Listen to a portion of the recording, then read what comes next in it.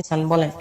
তখন উনি আমাকে বলল যে তোমার আমার বন্ধুর সাথে এক রাত কাটাতে হবে। তো এভাবে ওরা না মানে একটা পর্যায়ে এমন হলো যে আমার সাথে কেউ যদি টাচ লাগতো তখন ঝাড়তো, উফ কি জানি লাগলো, মানে একটা রোগ ছড়ায় গেছে। আবার আমি এক সাইডে বসতাম, যে সাইডে বসতাম ওই সাইডে আর কোনো মেয়ে বসতো না। জয়া, আমি যেখানটায় ছিলাম, আম্মুকে জানানোর পরে আম্মু তো পুরো থ খেয়ে যায়। বাবা মা দুজনকে যেতে বলা হয়, বাট আমার আম্মু এটা আমার বাবাকে ইনফর্ম করে না।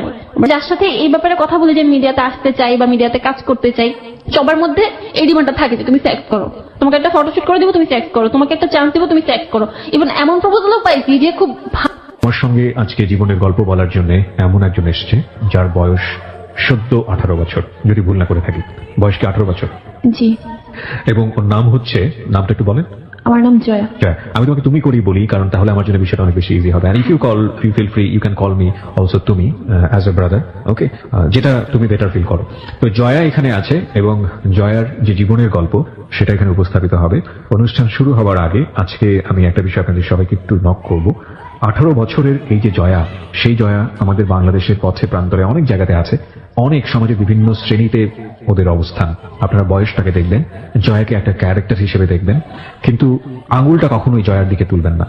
কি তার জীবনের গল্প আমি শুরু করছি, এবং শুরু করার আগে আপনাদেরকে বলছি জয়ের সঙ্গে কমিউনিকেট করা, জয়ের সঙ্গে নক করা, যে কোনো বিষয় নিয়ে যদি কোনো কোয়ারি থাকে, অনুষ্ঠান নিয়ে কোনো মন্তব্য করা, আপনি চলে আসতে পারেন আমার ফেসবুক পেজে।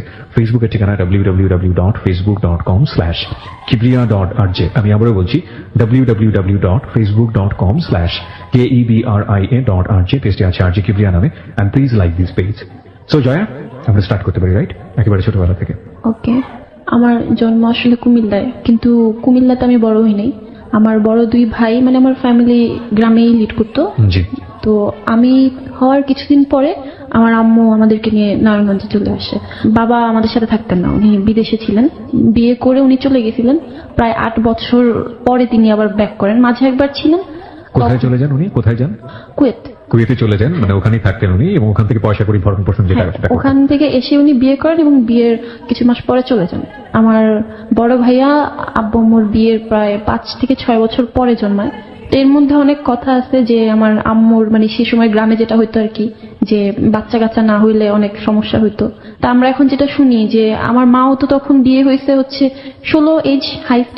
সে হচ্ছে 10 ভাই বোনের মধ্যে সবার ছোট বোন। তো মানে দাদু বাড়ির একটা ডিমান্ড ছিল, বিগ ডিমান্ড ছিল যে হয়তো অনেক কিছু পাওয়া যাবে ওর বাড়ি থেকে। তো এরকম একটা ব্যাপারের জন্য বিয়ের দিনই দাদু আর কি সালামটা নেয় নাই আমার আম্মুর। তো তারপরে আর কি আম্মুর একটু ইগোতে লাগে, তো এরপর আর কিছু আনার জন্য যে বলবো সেরকম হয়নি। তো সেদিক থেকে আমার দাদু আর আম্মুর রিলেশনটা মোটামুটি একটু একসাথেই থাকতো, মিলেমিশে থাকলেও ভিতরে ভিতরে একটু তিক্ততা থাকতো যে দেখতে পারতো না। তো পরবর্তীতে আমার কাকা যখন বিয়ে করে, কাকি কি বেশি পছন্দ করতেছে, সে কাজ না করলেও করছে, করলেও করছে, আমার আম্মুর প্রতি একটু বেশি ইয়া হতো। আর আমার বাবার মেয়ের শখ ছিল। আমার বড় দুই ভাই হওয়ার পরে আমি যখন হব তখন সে সময় তার জানা যেত না ছেলে হবে না মেয়ে হবে। সে সময় আম্মুকে অনেক কষ্ট দেওয়া হয়, মানে এমন হয়েছে যে অনেক মেহমান যেত, আম্মু বাড়ির বড় বউ রান্না বান্না, আমাকে পেটে নিয়ে খুব খারাপ অবস্থা, মানে যত্ন নেওয়ার মতো কেউ ছিল না। উল্টা মেহমান সব প্রেশার মার উপর দিয়ে যেত, এমনকি কেউ সে জিজ্ঞাসা করতো না, শুধু পাশের বাড়ির এই খেলা ওই খেলা ওনারা হয়তো বললে মাঝে মাঝে অনেকে বিশ্বাসও করতে যেত না। হ্যাঁ, দাদু হয়তো ভালো ছিল, সেও আবার তার শাশুড়ি দ্বারা এরকম একটু ইনস্টিট ছিল, সে আর কি ওইটা আমার মার উপর কিছুটা প্রয়োগ করছে। যাই হোক, আমি যখন হই তা আমার বাবা আসলে অনেক অনেক বেশি খুশি হয়ে যায়, যে কারণে সে একদম বিদেশ ছেড়ে দিয়ে মানে দেশে চলে আসছে। তো সে আর আম্মুকে এটা জানায় নাই যে সে আর যাবে না। সে বলছে যে সে ছুটিতে আসছে, মেয়ে হয়েছে, খুশিতে আসছে, এরকম একটা ব্যাপার, সে আর বিদেশ যাবে না, এটা আর জানায় নাই। 3 মাস পরে যখন সে ভিসা টিসা দিবে তখন বোঝা যায় আর কি। তো ততদিনে আমরা হচ্ছে নারায়ণগঞ্জ চলে আসছি। বলে রাখি আমার কিন্তু দাদার হচ্ছে 2টো বিয়ে হয়েছে।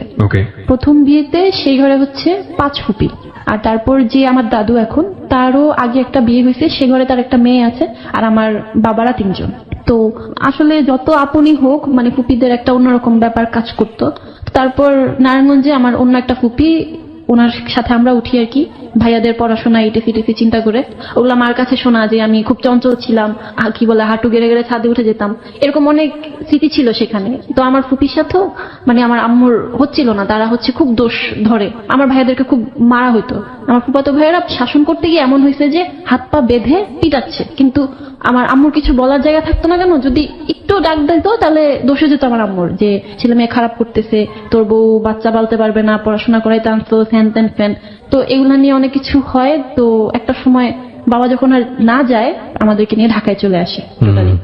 ঢাকার একটা খুব পরিচিত জায়গা, নাম বলবো না, জনবহুল জায়গা, সেখান থেকে আমার বাবা একটা কাপড়ের দোকান নেয়। মানে পুরো ফ্যামিলি ঢাকায় শিফট করলে তখন? হ্যাঁ, আমরা তখন ফুল ফ্যামিলি। তখন তুমি অনেক ছোট, শোনা কথা। হ্যাঁ, আগে যেগুলো বললাম এগুলো শোনা কথা। আর নারায়ণগঞ্জ পর্যন্ত আমার কিছু মনে নেই। তারপর আমরা যখন ঢাকায় শিফট করলাম, কিছুটা মনে পড়ে যায় আর কি, যে আমরা নিচতলার একটা বাসায় থাকতাম, সামনে মোটামুটি খোলামেলা, আর হচ্ছে আমার আব্বু কাপড়ের দোকান দিত। তবে আমার আব্বু পড়াশোনার ব্যাপারে খুব বেশি সিরিয়াসনেস ছিল, যে ভাইয়াদেরকে পড়াবে, খুব ভালো পড়াবে, এরকম একটা চিন্তা করে আসছে। বাট বোঝার চেষ্টা করতো না যে অন্যদের টিচার কিরকম হচ্ছে। দেখা যাচ্ছে যে তার এক চাচাতো বোন, তার ঘরের ছেলে আমাদের সাথে থাকবে, আচ্ছা ঠিক আছে ওর কাছেই পড়ো, এরকম একটা ব্যাপার। তো আম্মু কিছু বলতো না, কারণ আম্মু হচ্ছে টোটালি সহজ সরল একটা মানুষ, বাবা যেটা বলে ওইটাই। রেজাল্ট ভালো হয় না, দোষ পড়ে কাকি বলে না, মানে আমার আম্মু পড়াশোনা করতে বলে না, তো ঘুরে ফিরে আম্মুর উপরই দোষটা পড়ে। তো তখন আমি একটু মানে সেন্স, বা আমি তখন বুঝি, আমি হালকা পাতলা একটু বেরোতাম, একটু যেহেতু নিচতলা, গেটটা খোলা থাকলে সামনে একটু জায়গা ছিল। তো তখন দেখলাম যে একদিন এমন একটা পর্যায়ে যে আমার ছোট ভাইকে ও গলা টিপ দিয়ে ধরছে পর্যন্ত। ইস্যুটা এরকম ছিল, একটা খাতা পড়ে গেছে, এটা বড় ভাই কেন উঠায় দিবে, ছোট ভাইয়ের হাত থেকে পড়ছে সেই উঠাবে, নর্মাল একটা বিষয় নিয়ে খুব চেতাচেতি। আম্মু কিচ্ছু বলতেছে না, আম্মু শুধু কান্না করতেছে, আমি দেখে কান্না করতেছি। তো ওইটা ছিল আমার চোখে দেখা, আগে যেগুলো শুনছি ওগুলা জানি না। তো দোষ অলওয়েজ আমার মারই হইতো, যে আম্মু সংসার মেনটেন করতে পারে না ইটিসি। তারপর সেখানে তাও আমার শ্বশুরটা ভালোই ছিল মোটামুটি, আমার ছোট ভাইয়ার সাথে আমার একটু ভালো সম্পর্ক ছিল, আমার খালার বাসা ছিল, খালার বাসা আর বড় পুপির বাসা এদিকেই বেশি বেড়ানো হতো। একটা স্কুলে ভর্তি হই, বাট 1 মাস ক্লাস করার পরে মানে আমার ব্যাপারে আমার বাবা অতটা ইয়া ছিল না, যে এখনকার সময় 4-5 বছরে ভর্তি করাইতে হয়। আমার মাই আমাকে ভর্তি করায়, পরে পড়াশোনাটা আবার গ্যাপ পড়ে যায়, আমরা বাসা পাল্টে মালিবাগের একটা জায়গায় বাসা নিই। তো সেখানে আর পড়াশোনা হয় না, সারাদিন হচ্ছে ট্যাপ রেকর্ডার ছিল তখন, শাহরুখ খানের আগে যে হিন্দি গানগুলো, এগুলো ঘুরে ঘুরে বাজাইতাম। মানে তেমন খেলাধুলা মজা তেমন কিছুই ছিল না। তো দারোয়ানের মেয়ে ছিল, ওর নাম ছিল সাথী, তো ওর সাথে মিশলেও আমার বাবা অত একটা পছন্দ করতো না। তো হয়তো কি ওর সাথেও আমার কথাবার্তা বা মিলমিশটা অফ হয়ে যায়।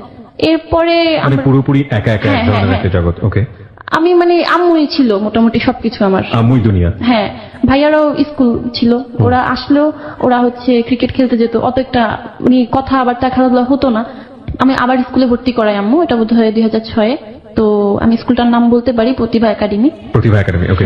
ওই স্কুলটাতে আমাকে ভর্তি করায় মালিবাগে। সেখানে মাশাআল্লাহ যখন মানে হয়তো পড়িনি, তারপরও আমি ঠিক ক্লাসই ধরতে পারি, প্লে বাদ দিয়ে আমাকে একটা ক্লাসে দিয়ে দেওয়া হয়। সেখানে আমার কিছু ফ্রেন্ড হয়, আম্মু নিয়ে যেত, নিয়ে আসতো।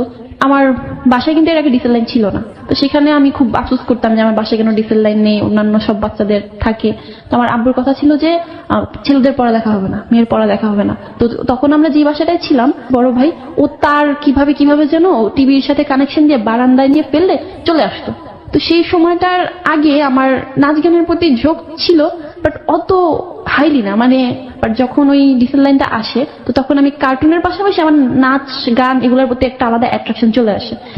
দেখা যেত যে ভাইয়েরা বাসায় নেই, আম্মু রান্নাঘরে, তো আমার খাট, বক্স খাটের মাঝ বরাবর অপর প্রান্তের দেয়ালে ছিল হচ্ছে আয়না। তো আমি তখন বাচ্চা ছিলাম, গান চেঞ্জ হতো আমি নাচতাম, ইভেন আমি কখনো নাচও শিখি নাই। তো ওই 1 বছর ওইটাই হচ্ছে আমার নাচ, নিজে করতাম, গান নিজে করতাম। এমন করতে করতে এমন একটা সময় চলে আসলো যে আমি কার্টুন কম, ম্যাচুয়ার যে জিনিসগুলা, মানুষের গান শোনা বা বিভিন্ন রোমান্টিক যে মানে যে বয়সটাতে আসলে তোমার ওগুলো দেখার কথা না, তুমি ম্যাচিউর যে জিনিসগুলো সেগুলো দেখছো শুধুমাত্র নাচের কারণে। হ্যাঁ, আমার দেখা গেছে যে আমার কার্টুনের চাইতে আমার গান শুনতে বেশি ভালো লাগতেছে। হিন্দি যেই গানগুলো, ওদের ড্রেস আপ, ওদের কিন্তু 1-2 এর একটা বাচ্চার কিন্তু কার্টুন বেশি ভালো লাগার কথা যেখানে, বাট আমি এগুলাই দেখতাম। তো একটা পর্যায়ে আমি স্কুলে একটা পিকনিক ছিল, সেখানে নাচ দিই। তারপর আমার ফুপিরা ওরাও তো সাপোর্ট করতো না, বাট ফ্যামিলি একটা প্রোগ্রাম হয়েছিল যে লাইক বার্থডে অর সামথিং আমার একটা আপির বাসায়। সেখানে আপুরা, আমার ফুফাতো বোনরা অনেক বলার পরে আমি না সবার সামনে নাচি এবং খুব ভালো নাচি। তারপর থেকে আমার ভিতরে মানে কেমন জানি একটা ইন্সপিরেশন চলে আসে হঠাৎ হঠাৎ না। আমি নিজের মুদ্রা দেখে নিজেই অবাক হতাম না আমি নাচটা করছি। তো ভাইয়াদের সাথে তখন থেকে একটু ঝগড়াঝাটিটা শুরু হয়। মেইনলি ছিল টিভির রিমোট। কেন জানি তখন থেকে ভাইয়াদের সাথে ঝগড়াঝাটিটা শুরু হতে থাকে বেশি করে। মিলতো না, কারণ ওরা হচ্ছে একজন 6-7 পড়তেছে, আমি তখন 1-2-3 এরকম একটা ইয়াতে। যাই হোক, পাশের ঘরে একটা আপু ছিল, জলি আপু, তার সাথে টাইম কাটাতাম। মানে ভাইয়াদের সাথে মিলতো না, কিন্তু আপির সাথে মিলতো। ওকে। তো আরেকটা ব্যাপার ছিল যে আমি খুব কান্না করতাম, আম্মা আমার একটা বোন হয় না কেন। কারণ ভাইয়ারা বাইরে গিয়ে খেলে, আমার একটা বোন থাকলে আমি বাসার ভিতরে খেলতে পারতাম। বোনটারে নিয়ে খেলতে পারতাম। তো তারপরে সেখান থেকে আমাদের বাসা চেঞ্জ হয়, বাড্ডাতে আমাদের বাসা শিফট করা হয়। সেই সময়টা আমি খুব ভালো একটা টাইম স্পেন্ড করছি। আমি সিরাজ মিয়াতে যখন পড়তাম, তারপর অন্য একটা স্কুলেও ভর্তি হই। সেই সময়টায় হয় কি, আমার যে ক্লাসমেট সে নিচ তলায় থাকতো আর আমি 3 তলায়। হয় না যে ছোটবেলা থেকে একটা এরিয়াতে থাকলে একটা ভালো চেনা পরিচয় হয়ে যায়, বের হওয়া যায়, সেটা হয়। ওই মেয়েটার সাথে আম্মুকে বলে 2 দিন নিচে খেলা করি, তারপর এই রোড থেকে ওই রোডে হাঁটতে যাই, তারপর ভাইয়ারাও থাকতো, খেলার মাঠ বড়। তো মোটামুটি ভালো একটা টাইম স্পেন্ড করি আমি, মানে যখন আমি 3-তে পড়ি। আর ওই সময় আমার ভিতর যেহেতু বাবার কাপড়ের দোকান ছিল, তারপর অবশ্য চেঞ্জ করে কয়েকটা বিজনেস, মুদি দোকান, কসমেটিক আসছে। তো তখন আমার ড্রেস আপ, শপিং এর প্রতি অন্যরকম একটা ঝোঁক ছিল। মানে মোটামুটি ওই ক্লাসটা আমার জন্য ভালোই ছিল। তো আমার চেঞ্জ করে অন্য একটা এরিয়াতে যাই, মানে চেঞ্জের উপরেই এক কথায়, মানে কোনো একটা জায়গায় যে আমার অনেকগুলো ভালো ফ্রেন্ড হবে সেটা আর হইতেছিল না। তখন বনশ্রীর একটা মোটামুটি ভালো স্কুল ভর্তি হই। সেখানে বাচ্চাদের প্রতিভা বিকাশের জন্য অনেকগুলো সুযোগ আছে। যে তুমি নাচ শিখোনি, আচ্ছা ঠিক আছে, তোমার নাচটা দেখে আমরা তোমাকে নাচতে দিব, বা গান শিখোনি, হারমোনিয়াম পারো না, দলীয় গানে তোমাকে চান্স করে দিব। তো আমার এই জিনিসগুলোর প্রতি অনেক বেশি আকর্ষণ ছিল, যদিও তখন আমার ডিসিপ্লিন ছিল না, বিকজ আমার মধ্যে হিন্দিতে কথা বলার একটা প্রবণতা ছিল, এজন্য ওটা কেটে দেওয়া হয়। তো আমি প্রথম কি আমার খুব ভালো লাগে স্কুলটা, আমার কিছু নতুন ফ্রেন্ড হয়। তো সেখানে দেখতাম যে একটা গ্রুপ ছিল, একটা লম্বা মেয়ে নাম আনিশা, 2টা মেয়ে প্রায় সেম ক্যাটাগরি, বাট একটা খুব সুন্দরী লাবণ্য, আর একটা অত সুন্দর না বাট বন্যা। ওকে। তো ওদের একটা টিম করে ওরা বসে। তো প্রথম ওদের সাথে রিলেশনটা ভালোই ছিল, বাট একটা পর্যায়ে গিয়ে দেখা যায় ওরা কিন্তু এক একজন এক একটা জিনিসে এক্সপার্ট। একজন হচ্ছে নাচ শিখতেছে, আর লাবণ্য প্রচন্ড সুন্দর গান গায়, আনিশা হচ্ছে ছোটবেলা থেকে মডেলিং এ। ওকে। মানে ওরা হচ্ছে 1-2 থেকে একসাথে বড় হচ্ছে। হঠাৎ করে গিয়ে যখন আমি ওদের সামনে একটা ভালো নাচ পারফর্ম করতেছি বা গানে যখন হঠাৎ করে চান্স করে নিচ্ছি, শুরুতে যেমন রিলেশনটা গ্রো আপ করছিল, হঠাৎ করে না রিলেশনটা একটু মানে কেমন জানি হয়ে যায়। মানে ওরা জেলাসি থেকে হিংসা করতো। মানে ওরা মনে হচ্ছে কি আমার একটু বিপরীতে চলে যায়। আমার প্রত্যেকটা মেয়ের নাম মনে আছে, কারণ ওই ক্লাসটা আমি কখনো ভুলবো না। ক্লাস 4-এ থাকা অবস্থায় এরকম সিচুয়েশন ফেস করছি। কতগুলো ভালো মেয়েও ছিল, বাট খারাপ মেয়েগুলোর চাপে ওরা দমন হয়ে যেত। ক্লাস 4-এও রাজনীতি হয়, এটা আসলে বলার। তো সেই সময়টা হচ্ছে আমার ফিজিক্যাল খুব বড় একটা চেঞ্জেস আসে। লাইক আমার মেয়েদের যে মেনস্ট্রুয়েশন সামথিং, আমি একদিন অ্যাক্টিং প্র্যাকটিস করতেছিলাম। তো তখনও আমার 2 মাস চলে গেছে, স্কুল যে ড্রেসটা ওটা বানানো হয় নাই। তো পরে ক্লাসে পড়ো তখন তুমি? 4-এ। ক্লাস 4-এ। ওকে। তো আমি হচ্ছে একটা হাতা কাটা হোয়াইট কালার ফ্রক আর জগিং করে যে ওই টাইপের একটা, মানে মোটামুটি শক্ত, মানে সুতি না, ওই টাইপের একটা টাইট কাপড় টাইপের একটা পায়জামা পরা ছিলাম। তো আমি একটা পর্যায়ে বসতে গিয়ে, বসার একটা সিনে রানের টান লাগে। আমি কি হইতেছে, বসতে পারতেছি না। আচ্ছা ঠিক আছে, ওয়াশরুমে যাই। তো ওয়াশরুমে গিয়ে যখন আমি দেখি যে ব্লাড হচ্ছে আমার রানে শুকায়া গেছে, এরকম একটা সিচুয়েশন, লিটল বিট ভয় পেয়ে গেছি যেটা কি হইতেছে। তারপর পরিষ্কার করে এসে আমি আমার নাচ গান এগুলাতে মনোযোগ দিই। ও এর মধ্যে আরেকটা জিনিস আমি মিস করে তার আগে থেকে তুমি জানতেই না বিষয়টা কি? না, এর আগে আমি এখানে একটা বিষয় একটু ওকে থামাচ্ছি প্রিয় শ্রোতা। আমি সেদিন বিটিভিতে একটা অনুষ্ঠান দেখলাম যে মেয়েদের এই পার্টিকুলার এই বিষয়টা নিয়ে সেখানে খুব সুন্দর করে, আমি ঠিক জানি না এটা কোন একটা এনজিও থেকে বোধহয় প্রোগ্রামটা করা হচ্ছে, এক্সেস টু ইনফরমেশন, সম্ভবত A2I গভর্নমেন্টের যে প্রজেক্টটা আছে সেটার সহযোগিতায়। এত ভালো লেগেছে অনুষ্ঠানটা দেখে। She is really good presenter and the concept of the program is really awesome. আমি প্রোগ্রামের নামটা মনে করতে পারছি না। মেয়েদের এই পার্টিকুলার সময়টা নিয়ে মেয়েদের ভিতর তো শুরু করি, বাচ্চাদের ভিতরে যেভাবে সচেতনতা তৈরি করা হচ্ছে, বিশেষ করে আমাদের একটা সময় ছিল এই বিষয়গুলো গোপন রাখা, এগুলোকে সোশ্যাল ট্যাবু মনে করা হতো। দিন আসলে পাল্টে গেছে এবং এগুলোকে নিয়ে ডিসকাশন করা উচিত। এগুলোকে নিয়ে বিশেষ করে লজ্জার জায়গা থেকে একটা সমস্যাকে না দেখাটাই বরং ভালো, বরং এই সময়টাতে অনেক বেশি ইজি হয়ে যাওয়া উচিত। এবং এগুলো যে এক ধরনের ট্যাবু করে রাখলে এটাও যে এক ধরনের জীবনে বিপত্তি আনতে পারে, সেটাও ওই প্রোগ্রামটাতে খুব সুন্দর করে বোঝানো হয়েছে। সুতরাং এই পার্টিকুলার টাইমটা, বিশেষ করে পিরিয়ডের টাইমটা, যখন এই সময়টা আসে তার আগেই মোটামুটি একটু ধারণা দিয়ে দেওয়া উচিত যে এটা একটা খুবই ন্যাচারাল একটা প্রক্রিয়া, এটা সবাই এই প্রক্রিয়ার মধ্য দিয়ে যায়, এই বিষয়টা হয়। তাহলে এই বিষয়গুলো নিয়ে কোনো ধরনের আজে বাজে মিসকনসেপশন, অতি কৌতূহল হওয়া, এই বিষয়গুলো গ্রো করে না।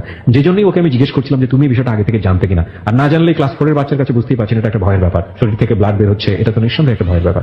বলুন তারপর আমি এর মধ্যে একটা কথা মিস করে গেছি। এর মধ্যে হচ্ছে আমার একজন কাজিন, আমার তো কয়েকজন খালা, তার মধ্যে একজন খালা মানে 4-5 জন ছেলে।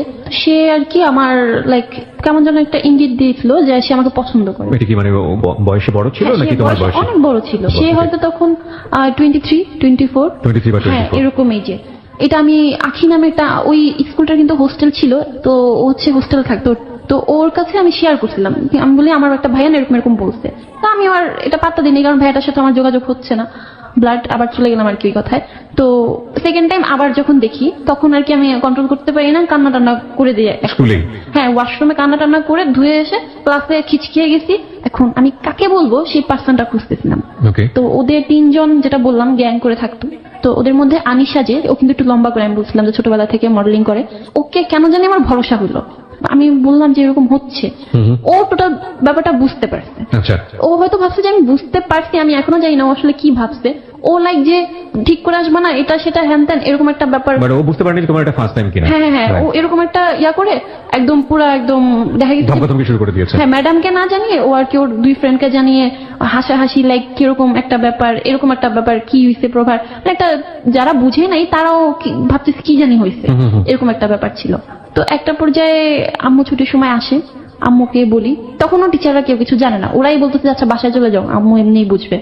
তো আম্মু আমাকে দেখে যে ড্রেসে কিছু হয় নাই, সে আমাকে বাসায় নিয়ে যায় এবং মানে যা করা দরকার সবটা করে। আম্মুর কাছে অস্বাভাবিক ছিল, কারণ ওনাদের সময় হচ্ছে এটা অনেক লেটে হয়, ক্লাস 4 এর একটা বাচ্চার নাকি তার মতে যেটা হওয়া স্বাভাবিক না। আমাকে ডক্টর দেখানো হয়, প্রায় 1 মাস আমি স্কুলে যাইনি, অ্যাবসেন্ট ছিলাম। যাওনি মানে কেন? লজ্জায় যাওনি? লজ্জা না, মানে আসলে আমার প্রায় এটা অনেক দিন ছিল। ও কন্টিনিউ করছিল। হ্যাঁ। তো ডক্টর কি বলছিল এই সময়টাতে? ওনারা বলতেছে যে ফার্স্ট টাইম এটা 29 দিন হচ্ছে নর্মাল। ফার্স্ট টাইমের সময় 29 দিন নরমাল, হ্যাঁ, ডক্টর এটা বলেছিল। অনেকের হয় এই যুগে, আচ্ছা। নাকি অনেকের হয় আচ্ছা। হরমোনাল কারণে হোক, মানে অনেকেরই এর চেয়ে ছোট বয়সেও হয়। তো এই জন্য আর আমি খুব আনইজি ফিল করতেছিলাম যে মা তোমাকে কি বোঝালো ওই সময়টাতে, সেটা আমাকে বলো। সে আসলে বলতেছে যে এটা হয়, এটা এখন থেকে মেয়েদের হয়। হ্যাঁ এটা এখন থেকে হবে, ক্লিন থাকতে হবে, এটা মেনটেন করা লাগবে। আচ্ছা এখন স্কুলে যেও না, পরে যেও, আমি দেখছি। আবার আমার আম্মুর মাথায় এরকমও চিন্তা আসছিল যে গ্রামের বাড়ির আলগা টালগা এরকম টাইপের একটা চিন্তা আসছিল। আলগা টালগা মানে? বাতাস লাগা বলে অনেকে। ওকে। তখন আমাদের বাসাটা একটু খোলামেলা ছিল, আবার তো অন্যরকম একটা জায়গার মধ্যে আমরা এরকম টাইপের একটু গ্রাম্য টাইপ বাসা নিজেরাই করছিলাম, তো একটু মোটামুটি খোলামেলাই ছিল। তো হুজুর টুজুর দেখাইছে, তাবিজও দিছে। তো 1 মাস আরো 15 দিন পরে ব্যাপারটা এমন হয়েছে যে আমার সেই 1.5 মাস আগের বডি স্ট্রাকচার আর 1.5 মাস পরের বডি স্ট্রাকচার কিছুতেই মিলবে না, টোটালি চেঞ্জ। হ্যাঁ মানে শুধুমাত্র 1.5 মাসের মধ্যে।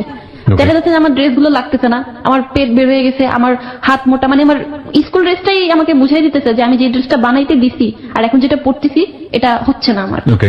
তো পরে এগুলো নিয়ে মেয়েরা ফার্স্টে চাতাই। বয়সন্ধিকালের একটা চেঞ্জ, এটা ফিজিক্যাল চেঞ্জও আসে, মেন্টাল চেঞ্জও আসে। এটাকে নিয়ে এই সময়টাতে খুবই ডেঞ্জারাস একটা সময়, বিশেষ করে বাচ্চাদের জন্য, কিশোরদের জন্য, যেটাই বলি না কেন, বাচ্চা তো বলা ঠিক হবে না, কিশোরদের জন্য এই সময়টার সম্পর্কে তাদের পরিপূর্ণ ধারণা দেওয়া উচিত। অত্যন্ত ব্যক্তিত্ব সম্পন্ন হয়ে যায় সেই সময়টাতে। একটা ছেলে তখন এভাবে চিন্তা করে। আমি আমার নিজের এক্সপিরিয়েন্স থেকে বলি, আমার এই সময়টাতে এমন ছিল যে আমি একটা পায়ের স্টেপ যখন ফেলবো তখন আমি চিন্তা করতাম যে পায়ের স্টেপটা ঠিক হচ্ছে কিনা, আমি যে শার্টটা ঠিক মতো পরেছি সেটা কলারটা ঠিক মতো আছে কিনা, আমাকে একটা মেয়ে কিভাবে দেখছে। তো এটা এক একজনের এক এক রকম আসে।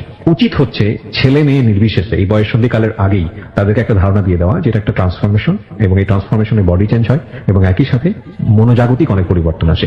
এটাকে ভয় পাওয়ার কিছু নেই, এটা অ্যাডজাস্ট করতে একটু সময় লাগে। এবং এই গুরুত্বপূর্ণ ভূমিকাটা সবার আগে পালন করতে হবে বাবা এবং মাকে, সবার আগে, যেটা আমাদের সমাজে অনেক বেশি অনুপস্থিত। তারপর কি হলো? তারপর হচ্ছে আর ওই স্কুলটা তো আমার নতুন ছিল, আমি কেবল ওরা নতুন নতুন ফ্রেন্ড ছিল, তার মধ্যে জেলাসি। তো ওরা না আমাকে একটু লাইক পচানো টাইপের শুরু করে যে কি হয়ে গেছোস বা এরকম টাইপের একটা ব্যাপার। বিশেষ করে লাবণ্য বন্যা যারা, ওরা আমার বলতেছে যে কি প্রেগনেন্ট নাকি, মাসিকের স্বাস্থ্য তো ভালোই হয়েছে, মানে কথাগুলো এরকম ছিল। বাট স্টিল তখন আমি বুঝতাম না যে এটার নাম মাসিক। ওকে। বাট আই গেস ওদের হয়েছিল কিনা আমি জানি না, বাট দে আর এক্সপিরিয়েন্স, জানতো তারা, আমি জানতাম না। তখন আমার ভাইয়ারা হচ্ছে একজন 8-এ একজন 9-এ। সেই সময়টা হচ্ছে আমার বাসা বলছিলাম যে খোলামেলা, তো আমি কবুতর পুষতাম। যেহেতু আমার টিভিতে ডিস ছিল না, আমার স্কুল ছুটি হতো 11টা-12টার দিকে, আমি সারাটা দিন কি করবো, আমি কারোর কাছে পড়তামও না, বাসায় পড়াশোনা করতাম।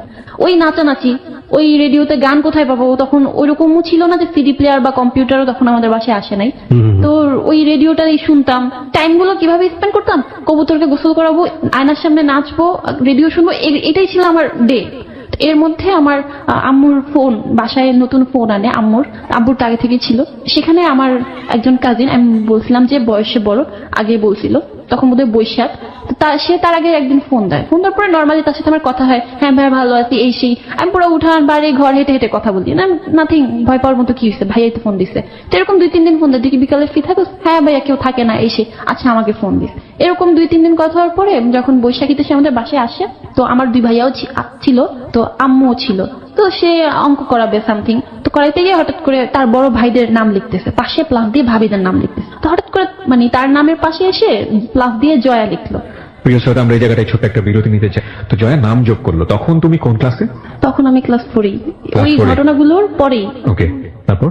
তো এভাবে চোখ দেওয়ার পর আমি তার দিকে একটু তাকাই, তো সে লাইক একটা কিরকম যেন হাসি দিয়ে পেটটা ছিঁড়ে মুড়ে ফেলাই দিছে। তো তারপর আমি লাইক কি হলো বুঝলাম না কিছু। তো আমি চটপটি ফুচকা এগুলো খুব পছন্দ করি, বাইরে গিয়ে ভাইয়াদের সহ মানে হিউজ লেভেলে নিয়ে আসছে। তাই সে বলতেছে তো যত খুশি খা। এন্ড আমিও তখন হচ্ছে কেমন জানি ফিল করতেছি যে লাইক কি যেন বলবে, মানে কেমন জানি একটা আভা দিচ্ছে সামথিং। তো পরের দিন হচ্ছে বৈশাখীর পরের দিন ছিল, তো আমি স্কুলে যাব না। তখনও আমার আম্মু কিন্তু নিয়ে দিয়ে আসতো সব সময়। তো সে একটা চান্স পেয়েছে, যেহেতু ভাইয়ারা দুজনেই স্কুলে গেছে। তো আমার রুম তখন সেপারেট ছিল, মানে আমি আলাদা থাকার চেষ্টা করতাম, রাতে থাকতে না পারলেও আমি মানে দিনে ওইখানেই থাকতাম, টাইম স্পেন্ড করতাম। তো বলতেছে যে ওকে একটু অঙ্ক করা, আমি ম্যাথে খুব কাঁচা। তো আম্মু তো রান্নাঘরে, সে আমাকে অঙ্ক করাইতে আসছে।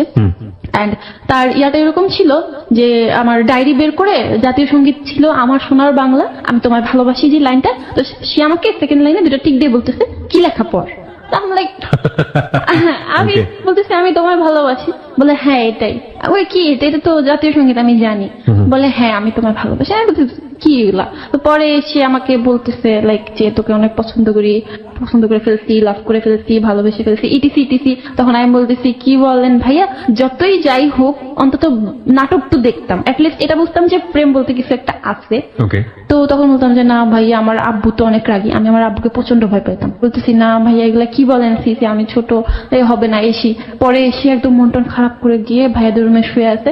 পরে চলে গেছে, চলে যাওয়ার পর আবার বিকালবেলা সেদিন আর ফোন দেয় না। তো ফোন না দেওয়াতে আমার হয়েছে কি, আমি আমার মতো প্রত্যেক দিনের মতো সেই মানে স্কুল থেকে এসে খেলাম, কবুতরদের খাওয়ালাম, আমি রেডিও শুনতেছি, আয়নার সামনে নাচতেছি। তারপর আম্মুর ফোন গুতাগুতি করতে করতে আমার না একটা মিসিং ফিল চলে আসছে, যে 3 দিন 4 দিন ভাইয়া ফোন দিল, আজকে ফোন দিতেছে না। আমি নিজে থেকেই মিস কল দিই। তো সে ব্যাক করে, তো আবার কথা বলে যে কেমন আছেন। তখন সে আমাকে বাঁকায় বসে যে দেখছিস তোর আমার প্রতি ফিলিংস আছে, তুই আমার ওই পড়াতো তোমাকে? না পড়াতো না, একদিন আসছিল বেড়াতে। ওই বেড়াতে এসে ওকে ওকে। সেদিন আবার এরকম আর কি বলতেছে যে দেখছিস তুইও আমাকে মিস করস, এটার অন্য একটা নাম আছে, it's call love, etc etc. আমি বলছি না ভাই এগুলো তো হবে না। 9 বছরের বাচ্চার সাথে 23 বছরের যুবকের দেখুন কি অবস্থা। এবং অফ এয়ারে যখন আমি ছিলাম তখনও আমাকে বলছিল ভাই আমি একটা গল্প বলতে ভুলে গিয়েছি, কি ক্লাস 1-এ থাকতে আমি প্রস্তাব পেয়েছিলাম। So this is the reality of society. কিছুদিন আগে যখন আমরা এরকম একটা ঘটনা শুনি যে 3 বছরের বাচ্চা সে রেপ হয়েছে একটা মানে পরিপূর্ণ বয়স্ক একটা মানুষের দ্বারা, কি পরিমাণ মানসিক বিকলাঙ্গ হলে একটা মানুষের দ্বারা এটা সম্ভব। যাই হোক, সুতরাং তার তুলনায় এই গল্প কিছুই না আসলে। যাই হোক, বলুন তারপর কি হলো? আপনি তুমি হয়ে যাচ্ছে, কারণ আমি অভ্যস্ত না আসলে, বাট 18 ইয়ার্স তো এই জন্যই তুমি করে বলছো। ওকে ওকে বলো। হ্যাঁ আচ্ছা, তো তারপর হচ্ছে আমি কিছুটা মানে কথাই পেরে উঠি না ওনার সাথে যে আসলে আমি ফোন কেন দিলাম। আমার ব্যাপারটা তো ছিল অন্যরকম, আসলে আমি কাউকে পেতাম না। তো আমি তার সাথে কয়েকদিন কথা বলে আমার একটু মানে এই টাইমটা মনে হচ্ছিল যে আমি তাকে ফোন দিই। তো তখন একটা পর্যায়ে সে আমাকে এতটা ইমোশনালি ইনসিস্ট করে যে আচ্ছা তাহলে একটা কাজ কর, তুই তো তোর আব্বু আমার ভয় পাস, হ্যাঁ কখনো প্রেম করবি না। আমি বলি না, তাহলে তুই আমাকে প্রত্যেকদিন 5টা করে মিস কল দিবি, আমি তোর অনেক মিস করি, তোর এক একটা মিস কল আমার হ্যান আমার ট্যান অনেক বেশি মিস করবো। তখন আমার কাছে ব্যাপারটা ছিল, আমার কোনো ফিল ছিল না এক্স্যাক্টলি লাভ বা সামথিং ছিল না, বাট আমার মনে হচ্ছিল যে আমি এই ব্যাপারগুলো তো দেখি, নাটকে ফিল্মে এই ব্যাপারগুলো দেখি। তো সেদিন কথা শেষ, তো স্কুলেও যাচ্ছি, সাথে সাথে ফ্রেন্ডের ওই ইয়াগুলো আছে। তো এর মধ্যে আবার আমার ভাইয়া যে এরকম ফোন দিয়ে এগুলো বলেও ফেলছে, এটা আমি আবার ওই আখি মেয়েটাকে আবার বলি। বাসায় আসি বিকালবেলা, তার সাথে আবার কথা হয়। তো কথা হয় না, আমি ফার্স্টে মিস কল দিই, 1 2 3 4 5টা পর পর মিস কল দিই, দেওয়ার পরে সাথে সাথে কল ব্যাক আসে। তখন আমার ভয় করে, মানে উনি ওই টাইপের কথা বলার পরে আগে তো ইটস ওয়াজ ইজি, মানে আমি কথা বলতাম হেঁটে, আম্মুর পাশে দিয়ে যাচ্ছি, আম্মু ঘুমাচ্ছে, বাট ওই দিন আমার ভয় লাগে, আমি একদম বের হয়ে উঠানের একটা কোনায় এসে ফোনটা রিসিভ করে যে আপনি কল কেন দিচ্ছেন ভাইয়া, আম্মু তো ঘুমাইতেছে। আমার ভিতরে কেমন জানি চোর একটা ভাব চলে আসছে, বলে তুই তো মিস কল দিবি। আমি বললাম আপনি না কালকে বললেন যে 5টা করে মিস কল দিতে, যে আমার যদি বিয়েও হয়ে যায় মানে আপনার এত কষ্ট লাগবে। মানে এতটা ছোট ছিলাম যে একটা মানুষ আমাকে বলছে যে 5টা করে মিস কল দিলে তার কষ্ট লাগবে না, আমি 5টা করে মিস কল দিতে গেছি। তো তারপর আবার কথা হয়, বলেছে না এইভাবে না, তো তুই সকালে একটা মিস কল দিবি, দুপুরে একটা মিস কল দিবি, বিকালে, সন্ধ্যা, রাতে, মানে এইভাবে আমি যে তোর মনে করি তুই আমার মনে করস, এটা জানলে আমার খুব ভালো লাগবে, আমি খুব শান্তিতে থাকবো। তো এরকম একটা ব্যাপার থেকে আমি মিস কল দিই না, কয়েকদিন অফ করে দেই। তো তার মধ্যে আমার ওই পাখি মেয়েটাকে এটা বলি যে এরকম এরকম ভাইয়াটা বলতেছে, আমি কি করব, মানে আমি ওকে জিজ্ঞেস করি, বলছে এটা আমি কি জানি। এরপরে না ওর সাথে আমার দূরত্ব বাড়ে, আর ওদের মানে ওই যে লেডি গ্যাং 3জন, ওদের ক্লোজনেস বাড়তে থাকে সে ক্লাস 4-এই। মানে ওদের ক্লোজনেস বাড়তে থাকে কার সঙ্গে? ওই ছেলেটার সঙ্গে? না না না না, তাহলে যে মেয়েটার কাছে আমি এই কথাগুলো বলতাম আসি, Okay. যে হচ্ছে ওই স্কুলেরই হোস্টেলে থাকতো। তারপর আর কি, তো ওদের মধ্যে বেশি ইয়া হওয়ার পরে এরকম একটা কথা বের করে দেয় ক্লাসে যে মানে জয়া তো প্রেম করতেছে, জয়ার শরীরে এরকম বেড়ে গেছে, মানে আনিশা, লাবণ্য ওরা আরেকটু কিছু বাড়ায় দেয় যে ওর কি কি যেন হচ্ছে। তা আমি তো প্রেম ক্লাস 4 এর বাচ্চারা এসব কথা বলতে পারে? এটা it happen in your life? হ্যাঁ, সামনে আসতেছি আরো অনেক কিছু আছে। এটা তো হচ্ছে বছরের শুরুতে 3-4 মাস গেল Okay. এই স্কুলটাতে। তখন আর কি আমি না ভাইয়ের সাথে কথা বলা রেগুলার করে দিই, যখন দেখতেছি যে আমি তাকে ফোন দিচ্ছি ওই সময়টা আমার কাটতেছে না, তখন তার সাথে আমার রেগুলার কথা হয়। তো এরকম করতে করতে একটা সময় এরকম হয়ে যায় যে স্কুলে টোটালি ছড়া পড়ছে যে মেনস্ট্রুয়েশন হয়। তো এটা অনেক এমনও মেয়ের আছে যারা এই জিনিসটা বুঝেই না, আবার ওই লেডি গ্যাংটা এরকম যে ওরা সবকিছু বুঝে, আবার 2-1 আমার মতো আছে যাদের কেবল ফার্স্ট স্টেজ। তো কিন্তু ফার্স্ট স্টেজ হইলেও ওরা একটু মানে অন্যরকম ভালো মেন্টালিটির, ওরা মানে ঝামেলায় জড়াইতে চায় না, যাই হোক হোক ওদের সাথে ঝামেলা জড়াইতে চায় না। তো একটা পর্যায়ে এরকম হয় যে জয়া তো মানে প্রেগনেন্ট।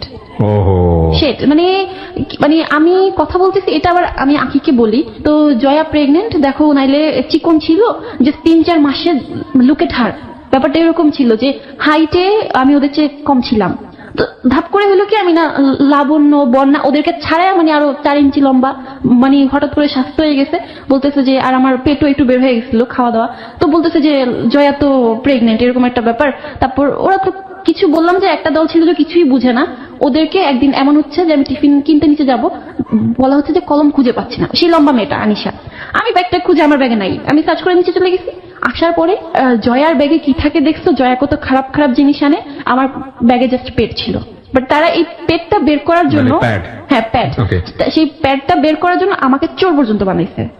মানে তোমার ব্যাগে কলম আছে সুতরাং সবকিছু বের করো, তারপরে তোমাকে প্যাডটা বের করে দেখাতে হয়েছে। সামহাও যারা মানে ক্লাস 4 এর তো হয়তো কিছু বুঝে, মানে বেশিরভাগই বুঝে না এটা কি মেনস্ট্রুয়েশন সামথিং কি। আজকের এই শোটা যারা শুনছেন, বিশেষ করে যারা অ্যাডাল্ট আছেন, বয়স্ক যারা আছেন, তাদের জায়গা থেকে এই শোটাকে এন্টারটেইনমেন্ট হিসেবে না নেওয়ার জন্য আমি রিকোয়েস্ট করছি। এটা একটা সোশ্যাল রিয়েলিটি। আপনার কাছে মনে হতে পারে খুব ফালতু একটা বিষয় নিয়ে আমরা কথা বলছি, but this is a very very very important. আমি 3টা ভেরি লাগাইছি, 3টা ভেরি ইম্পর্টেন্ট বিষয়।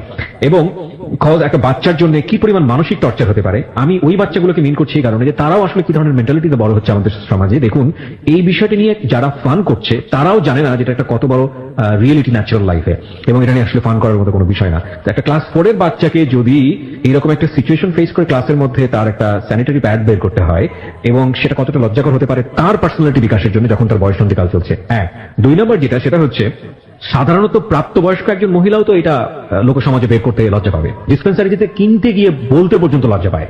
তো সেরকম একটা সামাজিকতা এরকম একটা বাচ্চাকে যদি এই সিচুয়েশনটা ফেস করতে হয়, সেটা কতটা ভয়াবহ। এবং আমি খুব অবাক হচ্ছি যে ক্লাস 4 এর বাচ্চাদের মধ্যে এই ধরনের বিষয়গুলো নিয়ে একটা মিসকনসেপশন, এবং একই সাথে তাদের মধ্যে কাউকে পচানো, কাউকে এগুলো নিয়ে বাকবিতণ্ডা করা। প্রপার এডুকেশন যদি ফ্যামিলি থেকে না থাকে এবং স্কুল থেকেও না দেওয়া হয়, তাহলে এটা কতটা পেইনফুল হতে পারে। বলো, তারপর কি হয়েছে? তারপর এরকম বিষয়টা ছড়ানোর পরে তো ওরা তো বেশিরভাগই এগুলা কিছু বুঝতো না। তো কয়েকজন ভাবতো যে হ্যাঁ প্রেগনেন্ট বোধহয়, ওই যে ব্লিডিং হয়, মানে বেবি হলে ব্লিডিং হয় সামথিং এরকম, মানে মিলিয়ে ঝিলিয়ে কিছু একটা বুঝতেছিল তারা। তো এভাবে ওরা না মানে একটা পর্যায়ে এমন হলো যে আমার সাথে কেউ যদি টাচ লাগতো তখন ঝাড়তো, উফ কি জানি লাগলো, মানে একটা রোগ ছড়ায় গেছে। আবার আমি এক সাইডে বসতাম, যে সাইডে বসতাম ওই সাইডে আর কোনো মেয়ে বসতো না। কতগুলো ভালো মেয়ে ছিল, বাট ওরা জাস্ট কিছু বলতো না। লাইক আচ্ছা ওরা বসতে না করছে, ওদের চোখের একটা গরম আছে, একসাথে বসে গেছে। আমি একটা সাইডে, টোটালি একটা সাইড, এক সিটের পিছনে বোধহয় 7টা বেঞ্চ, ওই সাইডে কেউ বসতোই না, গাদাগাদি করে বসলো। তার মধ্যে আমার আম্মু আবার আমার চুল কামায় দেয়, মাথা কামায় দেয়, এগুলো নিয়ে মজা নিত। আমি হঠাৎ করে লম্বা হয়েছি, হঠাৎ করে অনেকটা ফ্যাটি হয়ে গেছি, মাথা কামানোর পর অতটা মানাইতো না। হয়তো আগে অনেক বেশি সুন্দর ছিলাম, অনেক কিছু নিয়ে তার ওদের চিন্তা ভাবনা ছিল প্রেগনেন্ট একটা সময়। আর তার মধ্যে ওই যে কাজিনটাও ফোন দেয়, আম্মুকে আমি ফার্স্টের দিকে বলতে পারতেছিলাম না যে আম্মু আমাকে এগুলো বলে। পরে আমি কাজিনের সাথে শেয়ার করি, একদম টোটালি শেয়ার করি। আমার কাজিনের সঙ্গে তুমি তোমার এই পিরিয়ডের বিষয়টা নিয়ে শেয়ার হ্যাঁ, যে হ্যাঁ আমার এরকম একটা হয়েছে, কবে হয়েছে রিলেশন না তার সাথে আমার, কিন্তু এই টাইপের কথাটা আমি শেয়ার করে ফেলি যে এখন এরকম হয়েছিল আমার, এখন ক্লাসে এরকম এরকম বলতেছে। তো আম্মুকে তখনও বলি নাই আমার হয়েছে 3 মাস হয়েছে, বা ফ্রেন্ডরা এরকম করে এরকম চায়। তো আমি তার সাথে ব্যাপারটা শেয়ার করতে থাকি, তারপর যাইতে থাকি। আমি আম্মুকে কিছু বলি শেয়ার করলাম ওর সঙ্গে। হ্যাঁ, আমি রেগুলার এখন আর তাকে অ্যাভয়েড করি না। আমার কাজিন ফোন দেয়, এটা কোনো রিলেশনশিপ ছিল না, বাট আমি কথা বলতাম তার সাথে। আমি আর কেউ ছিল না আমার আশেপাশে, বাট আম্মুকে বলার সাহসও পাইতেছিলাম না। একটা জিনিস আবারও খেয়াল করুন আপনারা সবাই, এই মেয়েটি যদি তার মার সঙ্গে বিষয়গুলো শেয়ার করার মতো পরিবেশ পেত, কিংবা বাবার সঙ্গে শেয়ার করার মতো বন্ধু হিসেবে পেত, 23 বছরের যেই ছেলে, আমি জানি না এখন পর্যন্ত ওর সঙ্গে ওর সম্পর্কটা ভবিষ্যতে কোন দিকে গিয়েছে, বা এই সম্পর্কের সুযোগ নিয়ে কোনো মিসইউজ করেছে কিনা ওকে, এই যে বিষয়টা, এটা কি তৈরি হওয়ার কোনো সুযোগ পেত? তোমার কি প্রশ্নটা করি, তোমার কি প্রয়োজন হতো ওনার সঙ্গে বিষয়গুলো শেয়ার করার? যদি তোমার মার সঙ্গে তুমি এটা শেয়ার করতে পারতে, কিংবা বাবার সঙ্গে এটা শেয়ার করতে পারতে? আমি বাবার সাথে তো শেয়ার করার কথা আমি এখনো চিন্তা করতে পারি না, বিকজ বাবাকে তুমি ভেবে পেয়েছো বলেই পারো না। বাবা তুমি ভাবে রাজভারী হিসেবে পেয়েছো, শাসনকার হিসেবে পেয়েছো। মার সঙ্গে যদি তুমি শেয়ার করতে পারতো, আমি মার সাথে শেয়ার, হ্যাঁ হয়তো বা হইতো না, আমি মার সাথে শেয়ার করছি, বাট এটা আরো পরে অনেক লেটে গিয়ে করছি। এক্স্যাক্টলি। সো এটাই আমি বলতে চাচ্ছি যে বাবা মার উচিত সন্তানের সাথে বন্ধুত্বপূর্ণ সম্পর্ক রাখা। If any kind of complexity যেখানে তারা ডিসিশন নিতে পারছে না বা নেবার আগে, তারা যেন বাবা মাকে স্মরণ করে। এই সম্পর্কটা ছেলে মেয়েদের কাছ থেকে আসবে না, এটা বাবা মাকেই তৈরি করতে হবে। আর তখন আমার এমন কোনো ফ্রেন্ড ছিল না, লাইক কেমন জানি বললো ফার্স্টে সবাই ফ্রেন্ড মনে হইতেছিল, তারপর হঠাৎ করে সবাই আমার একটা বিপরীত টিম হয়ে গেল কেমন যেন। ওকে। তো পরে আমি আর হ্যাঁ কোনো, আমি তখন না মানে একটা দেখা গেছে হাদিসের বই বের করে কোথায় যেন পাইছি যে আল বাড়িও পড়লে ভালো বন্ধু পাওয়া যায়। মানে আমার এত খুব মনে হতো যে আমার একটা বেস্ট ফ্রেন্ড থাকতো ওদের মতো। আমি সারাদিন এটা পড়তাম, আল বাড়িও এটা পড়তে থাকতাম যে আমার খুব ভালো একটা ফ্রেন্ড হবে, অনেক ভালো একটা ফ্রেন্ড হবে। তো এরকম যেতে যেতে যখন প্রায় বছরের মাঝামাঝি ক্লাস 4-এ, তখন একটা সময় এরকমই চলতেছে, মানে হয় এরকম হয়, ওরা পচায়, ইভেন মানে ওরা পারলে আমাকে চোর বানায়, পারলে টাকা চুরি করছি, পারলে হ্যান করছি ত্যান করছি, পড়া পারে না, মানে টিচার আসলে শব্দ সোর যেভাবে পারে আমাকে বলে, মানে এরকম একটা সিচুয়েশন হয়ে যায়। মানে ট্র্যাপে, এক প্রকার ট্র্যাপে আমার ক্লাসের মেয়েরাই আমাকে এক প্রকার চাপের মধ্যে রাখে। তো নীলি নামে মেয়েটা আবার আমার সামনে এসে বলতো আমি জানি প্রভা তুমি এটা করো নাই, আবার ধমক খেয়েও আবার চুপ হয়ে যেত। মানে কেমন যেন একটা রাজনীতি সেই ক্লাসটার মধ্যেই। একটা পর্যায়ে গিয়ে এটা বোধহয় ক্লাস 5-এর একটা আপু, সে আবার প্রিন্সিপালের সামথিং কিছু একটা তার কানে যায়, সে আমাকে ডাকায় নিয়ে বলতেছে জয়া তুমি তো অনেক বড় হয়ে গেছো। আমি বলি হ্যাঁ আপু কি, মানে আমি বুঝতে পারছি সাথে ওরা আছে কিছু খারাপই হবে, ভালো না। তো বলতেছে যে তুমি নাকি প্রেগনেন্ট, কথাটা কি সত্যি? কে বলছে? বলতেছে না এগুলো তো শুনতেছি। মানে ওদের আসলে সহ্যই হয় না আমি যে নাচ না শিখে আমি একটা প্রোগ্রামে চান্স পাইলাম। আমি লাস্ট পর্যন্ত প্রোগ্রামটা করতে পারিনি। আমার ফিজিক্যাল চেঞ্জ, ওদের সাথে আমার মেন্টালিটি চেঞ্জ, ওই প্রোগ্রামটা তো বছরের শুরু দিকে চলে গেছে, আমি এটা করতেই পারিনি। তো আমি বললাম যে না আপু এরকম কিছুই না। লাস্টলি এগুলা নিয়ে এমন একটা পর্যায়ে চলে যায় যে আমি ক্লাস 4-এই আখি যে মেয়েটা, ওর সাথে মিশির সাথে অনু নামে একটা মেয়ে ছিল। মানে অনু মেয়েটা আমাদের ইয়াতে দেরিতে ভর্তি হয়, শুরুর অনেক কিছু পায় নাই, তখন ওর সাথে একটু কথা হয়, প্রমির সাথে একটু কথা হয়। বাট আমরা এই কয়জন না একটা সময় এমন হইলো যে সবচেয়ে বেশি আখি এক্সপার্ট ছিল। সেই বয়সটাতে আমি মানে চেঞ্জের পরেই বুঝে যায় যে আসলে সেক্সটা কি, বুঝে যাও। হ্যাঁ তখন মানে এই ব্যাপার ওদের সাথে কথা হওয়ার পরে তুমি যে বুঝে গেলে, এটা এই ফিলটা তোমার ফার্স্ট ফিলটা কি ছিল? মানে অ্যাবাউট তুমি যেটা বললে যে সেক্স সম্পর্কে তোমার বুঝে যাওয়া, না আমি it was negative feel or it was মানে too curious about this subject, যে এটা আসলে কি ছিল ফিলটা? না অ্যাকচুয়ালি অনেস্টলি যদি বলি, আমি এই সিচুয়েশনটা আমি লাইফ একবার ফেস করছি ক্লাস 3-তে থাকা অবস্থায়। Are you sure? হ্যাঁ এটা সিচুয়েশন ফেস করছো আর এটা তোমার লাইফে হয়েছে? না না না না আমি সিচুয়েশন ফেস করছি, আমি এরকম জিনিসটা আমি দেখছি লাইফ। ব্যাপারটা হচ্ছে আমি ছোট ছিলাম, আমার ভাই ভাবির সাথে আমি ঘুমাইছিলাম। ওকে। বলো। হ্যাঁ, সেই সিচুয়েশন আর কি, মানে হয়তো বা তাদের নিউ কাপল ছিল এন্ড তাদের মধ্যে কোনো একটা বিষয়ে ঝগড়ার ব্যাপারে ভাবি আমাকে বাট একবার, তুমি তো ওই জিনিসটা সম্পর্কে হ্যাঁ clear আমি ছিলে না। ঘুমিয়েছিলাম, আমি তখন বুঝি নাই। তো আমাকে একবার ভাবি সাইডে আনতেছে, মাঝখানে আনতেছে, ভাইয়া সাইড করে রাখতেছে। তা আমি তো তখন থ্রিতে পড়ি, মানে 4-এ ওঠার আগে। তা আমি তখন একবার মানে আদৌ ঘুম আদৌ ইয়াতে আমি ব্যাপারটা একবার আমার সামনে হইছে। তো তারপর আমার মাথায় ভাবে ক্যাচ করে নাই যে কি গেল বা কি হলো, So, ভুলে তুমি যখন ক্লাস 4 এটা আইডিয়াটা পেলা, সো তোমার এটা সম্পর্কে কি আইডিয়া ছিল? ইট ওয়াজ ব্যাড, অথবা তুমি খুব কিউরিয়াস? এটা আমার কিউরিওসিটি মনে হইতো যে আসলে এটা কি বা এটা মানে কেন এরকম টাইপের একটা ব্যাপার আসছিল, বাট এটার প্রতি খারাপ ধারণা ছিল, যেটা খারাপ। এটা খারাপ ধারণা ছিল, এটা কি হ্যাঁ। ক্লাস 4 এর আগে না ক্লাস 4 এ জানার পরে? ক্লাস 4-এ জানার পরে মনে হচ্ছে যে এটা খারাপ। ওকে।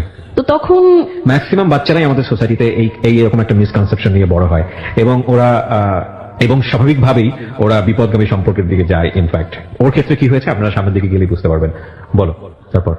তো তখন আর কি মোটামুটি এরকম ক্লাস 4-এ আমি মোটামুটি বুঝে যাই যে সেক্স জিনিসটা কি। এর মধ্যে আরেকটা স্টোরি আছে, মানে এতগুলা আমি আসলে মানে কি বলবো, ঠিক আছে, তোমার যেভাবে মনে পড়ে বলো। হ্যাঁ, মানে একদিকে কিন্তু আমার স্কুলের এই ব্যাপারগুলো চলতেছে, এভাবে একদিন জিজ্ঞেস করলো, তো এটা আমি আবার আমার কাজিনের সাথে শেয়ার করি।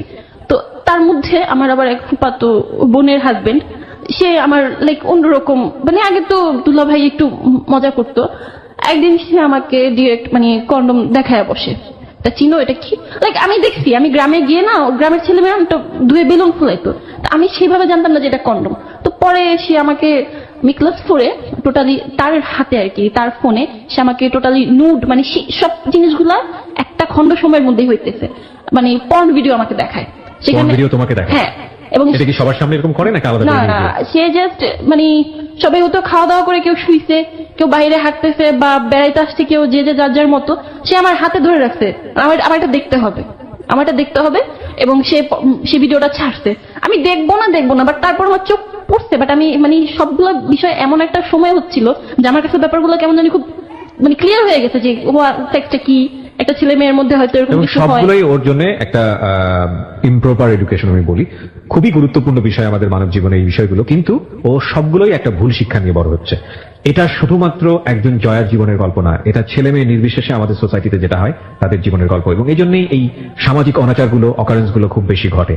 ওকে, তারপর এবং আপনারা বিলিভ করবেন, ও যতবার বলছে এই বিষয়গুলো, আমি জানি না কারা কিভাবে আজকের এই অনুষ্ঠানটা শুনছেন, কতটা এন্টারটেনমেন্টের দিক থেকে নিচ্ছেন, ওর চোখ দিয়ে অনবরত পানি পড়ছে। যারা এই বিষয়টাকে জীবনে ফেস করেছেন তারাই শুধু জানবেন যে এটা কত ভয়াবহ রকমের একটা ফিলিংস দেয় একটা বাচ্চার মনে, একটা শিশুর মনে, যারা আমরা বুঝে না বুঝে এরকম অন্যায় অত্যাচার তাদের উপরে করি। বলো তুমি। হ্যাঁ, তারপর সে আর কি সবগুলো সিচুয়েশন প্রায় সেই মানে ক্লাস 4টা আমার জন্য খুব খারাপ ছিল, একই সময়ে হইতেছে।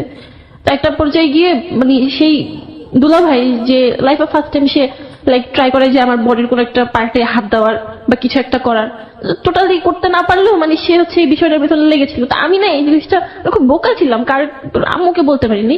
আমি এই জিনিসটাও আমার কাজিনের সাথে শেয়ার করি যে আমার দুলা ভাই আমাকে এরকম কিছু একটা দেখাইছে, তারপর এরকম কিছু একটা বলতেছে, তখন এগুলো তাকেই বলতাম। একটা সময় যখন প্রায় শেষের দিকে ওরা মানে আমাকে বোধহয় সহ্য করতে পারতেছে না, ক্লাসের মেয়েরা, প্রায় বোধহয় সেপ্টেম্বর অক্টোবর বা শেষের দিকের টাইমটা, আমাদের একজন মানে ইনচার্জ থাকে হেড স্যারের নিচে, না ম্যাম, আমার নামটা এখনো মনে আছে, তার কাছে বিচার দেওয়ার আগে ক্লাসের প্রত্যেকটা ম্যামের কাছে এই কাহিনীগুলো বলে, এবং আমি দাঁড়ায় জাস্ট কান্না করি যে ও অনেকগুলো প্রেম করে, ওর এরকম হয়েছে, ও প্রেগনেন্ট, ও পেড আনে, ও চুরি করে। আবার এরকম বলা হয়েছে আমি নাকি সবাইকে চেক করি যে আমি পেড আনছি, দেখছো তোমাদের ব্যাগ চেক করি, এগুলো সব আমার পিছনে তৈরি করা হয়েছে। তো একটা ম্যাডাম আমাকে, কয়েকটা ম্যাডাম আমাকে ঝাড়ছে, এগুলো বলছে, আমি বললে বিশ্বাস করে না। আবার কয়েকটা ম্যাডাম অনেক রাগি, বাট সে হচ্ছে কি ক্লাস 4-এর মেয়েদের মুখে এই কথাগুলো শুনে সে হাসতেছে, সে কি করবে সে বুঝতেছে না। একটা পর্যায়ে রয়না ম্যামের কাছে এই কথাটা দেওয়া হয়, সে আমার আম্মুকে ডাকতে বলে, তখন আমি আম্মুকে গিয়ে সবকিছু বলে দিই, আম্মু এতদিন তো এরকম এরকম হয়েছে, এখন ম্যাডাম তোমার ডাকতেছে স্কুলে। Very unfortunate, very very unfortunate. আমরা একটা বিরতি নিব প্রিয় শ্রোতা। ভেরি সেন্সিটিভ বিষয়, এবং আমার কেন যদি মনে হচ্ছে যে হ্যালো ইট 920 ইতিহাসে আমি কখনো এই ধরনের স্টোরি ফেস করিনি। I faced a lot of thing about sexual life in Hello It 920, এবং আমি ডেয়ারলি বলতে পারি Hello It 920 আজ রেডিও প্রোগ্রাম হিসেবে যেই ধরনের সোশ্যাল ইস্যু নিয়ে আপনাদের সামনে হাজির হয়েছে, অন্য কোনো মিডিয়া বা অন্য কোনো মিডিয়া মাধ্যম আমি বলবো এত সিরিয়াস কোনো বিষয় নিয়ে আপনাদের সামনে হাজির হয়েছে কিনা আমার জানা নেই, আমার জ্ঞানত। কিন্তু আমার কাছে মনে হচ্ছে যে আজকের এই স্টোরি শুধুমাত্র একটা মেনস্ট্রেশনকে কেন্দ্র করে কি হতে পারে একটা মেয়ের জীবন, আনবিয়ারেবল, টোটালি আনবিয়ারেবল। আমরা ফিরে আসবো প্রিয় শ্রোতা মাত্র 5 মিনিট পর। জয়া, আমি যেখান থেকে ছিলাম, আম্মুকে জানানোর পরে আম্মু তো পুরো থ খেয়ে যায়। বাবা মা দুজনকে যেতে বলা হয়, বাট আমার আম্মু এটা আমার বাবাকে ইনফর্ম করেনি। আমার আব্বু আরো বেশি রাগী। যে বাবা তোমাকে এত ভালোবেসে বিদেশ থেকে চলে আসলো, সেই বাবাকেই তোমরা শেয়ার করছো না, মানে উনি এতটা রাগী হয়ে গেল কেন? আসলে আমার আম্মু শেয়ার করছে কিনা জানি না, মানে আম্মু আমাকে বলতেছিল যে জানাইনি, বাট আমি অনেক যতটুকু গুরুত্ব জানি ছিল কি তোমার বাবার সঙ্গে? তোমার বাবাকে এত না, লাভ করতো? আমি আমার বাবাকে আমি ক্লাস 8, 9, 10 পর্যন্ত আমি হাক করছি। আমি অনেকটা ফ্রি, বাট বড় হওয়ার সাইড গুলা বা ওই টাইপের কথাগুলো ওনার সাথে শেয়ার করা যায়, অতটা ফ্রি ফ্রি হতে পারোনি। This is our social reality in fact. Okay, বলো। যাই হোক, পরে আম্মু যায় এবং ম্যাডাম কিন্তু অন্য মেয়েদের কাছ থেকে শুনে আমার মাকে ডাকাইছে। তো আমি ছোট, আমাকে অন্য রুমে রাখা হয়, আমার মাকে নিয়ে অনেক কিছু বলা হয় যে এগুলা হচ্ছে আপনি জানেন আপনার মেয়ের সাথে কি হয়েছে, মানে ইটিসি আমার মাকে জাস্ট কান্না করে ফেলা হয় এবং বলা হয় যে আপনি কি জানেন পেপারে আসতেছে যে 11 বছরের মেয়ের আজকাল প্রেগনেন্ট হয়, মানে এভাবে বলা হয়। আমার আম্মু বলে যে স্কুল থেকে? হ্যাঁ। টিচাররা? হ্যাঁ, আর ইনচার্জ যে ছিল না ম্যাম, আমার এই নামটা কখনো ভুলবো না। আমি বাচ্চা হইলে আমাকে যদি আমার এই কথা বলার সময় দূরে রাখা হয়, ওই বাচ্চাগুলো যখন তাকে এই ধরনের কথাগুলো বলছে, উনি কি করে তাদের কথা একটা বাচ্চার মাকে ডাকে? Very sad, very sad. আমরা এখানে ম্যাডামের নামটা মিউট করে দিয়েছি তার সামাজিকতার কথা ভেবে, কিন্তু এটা ঠিক যে একজন শিক্ষকের কাছ থেকে এই ধরনের আচরণ খুবই খুবই অপ্রত্যাশিত। স্কুলের টিচাররা প্যারেন্টসদেরকে ডাকবেন, এটা খুবই স্বাভাবিক, কিন্তু এটা কি তারা জানেন? নিশ্চয়ই জানা উচিত। একটা ছোট বাচ্চা যখন তাদের একটা ভুলের কারণে যখন প্যারেন্টসকে ডাকা হয়, ওই বাচ্চার মানসিকতায় কত বড় প্রভাব ফেলে, কত বড় রকমের প্রভাব ফেলে। এই কাজটা করার আগে তিনি তো পারতেন আলাদা করে তার মার সঙ্গে ফোনে কথা বলতে যে আপনার মেয়ের আসলে এরকম কোনো সমস্যা আছে কিনা। এইরকম একটা সমস্যাকে কেন্দ্র করে যদি স্কুলে ডাকা হয়, যে কোনো একটা বাচ্চার জন্য কত বড় মানসিক চাপ হতে পারে, এটা ভয়াবহ। তারপর মা কি বললো? আম্মু আসলে আমি আম্মুকে সবকিছু বলছি, আম্মু আমাকে বিশ্বাস করছে। আমি মাঝে মাঝে আম্মুর একটু বলতে নিতাম, পরে আবার বলতাম না। আমি খুব কম মিথ্যা বলতে পারতাম। তো পরে আম্মু ডিসিশন নিছে, আমি বলছি যে আম্মু তোমার বলছিলাম এখানে আমার কোনো ফ্রেন্ড হয় না, তো মানে আমার বলার কোনো কিছু ছিলই না, টোটালি আমি এখানে ক্রিমিনাল। তো লাস্টলি আমি এখান থেকে বের হয়ে আসি, অন্য স্কুলে আমার আম্মু শিফট করে, এখানে তোমার থাকা লাগবে না। দেন আমি অন্য একটা স্কুলে ভর্তি হয়ে যাই। স্কুলে চেঞ্জ করো তুমি এই ঘটনাকে কেন্দ্র করে? হ্যাঁ, দেখা যাচ্ছে যে সবাই আমাকে টাচ লাগলে উফ বলতেছে, আম প্রেগনেন্ট, আমি যে সাইডে বসতেছি সেই সাইডটা সম্পূর্ণ ফাঁকা, এবং স্কুল টিচার এরকম ব্যবহার করে। হ্যাঁ, আমার সাথে কেউ কথা বলবে না, এরকম একটা ব্যাপার।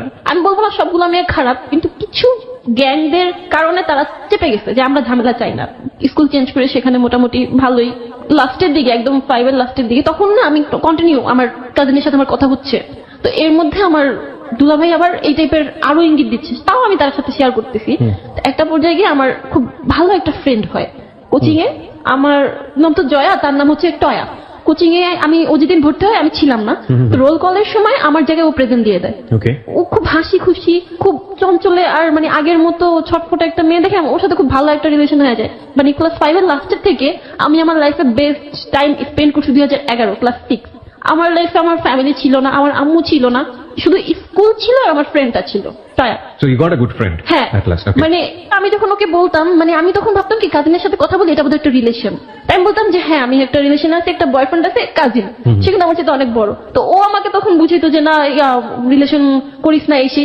আমাদের ফ্রেন্ডশিপটা এমন ছিল যে আমরা একজন একজনের ছাড়া বসতে পারতাম না, গার্লফ্রেন্ড বয়ফ্রেন্ডের চেয়ে তো বেশি কিছু। খুব বেশি মজায় কাটায়। তো সেই সময়টাই হয় কি আস্তে আস্তে আমি কাজিনের সাথে কথা বলা বাদ দিয়ে দিই। তো বিভিন্ন কজ দেখাইতে থাকি, হ্যাঁ নইছে ত্যান হইছে, কথা বলবো না এসি। তো ক্লাস 7 এ যখন উঠি তখন আমি মোটামুটি নিজেকে বড়ই বলবো, এটা 2012 সালে। তো আমার ফ্রেন্ডটা তখন অন্য স্কুলে শিফট হয়ে যায়, আমি খুব অ্যালোন। 3 মাস পরে আবার কাজিনের সাথে কথা বলা শুরু করি, বিকজ আমি প্রত্যেকটা সিচুয়েশন আমি তাকে মিস করতাম, বসা থেকে শুরু করে পড়াশোনা, স্কুল, কোচিং, সব জায়গায়। তো কথা বলা শুরু করে এক পর্যায়ে গিয়ে আবার আমি 2 মাস পরে কথা বলা অফ করে দিই। মানে বড় হইতেছি, আমার মনে হচ্ছে যে আমি কেন কথা বলতেছি কাজিনের সাথে, আমার কোনো ফিলিংস নাই, আমি নিজে একটু শক্ত হইতে পারতেছি আর কি। তো এর মধ্যে ভাইয়া আবার করলো কি, নানার বাড়ি আমার খালার বাড়ির কাছাকাছি ছিল, সেখানে এসে আর কি একটা জিনিস রটায় দিতেছে যে আমি তো জয়ার সাথে প্রেম করি, এরকম টাইপের একটা ব্যাপার আমার ভাইয়ার কানে চলে আসে। এর মধ্যে মানে এসে আমাকে অনেক মারধরও করে, যেগুলা কি হইতেছে। আমি বলি যে না এসব কিছু না।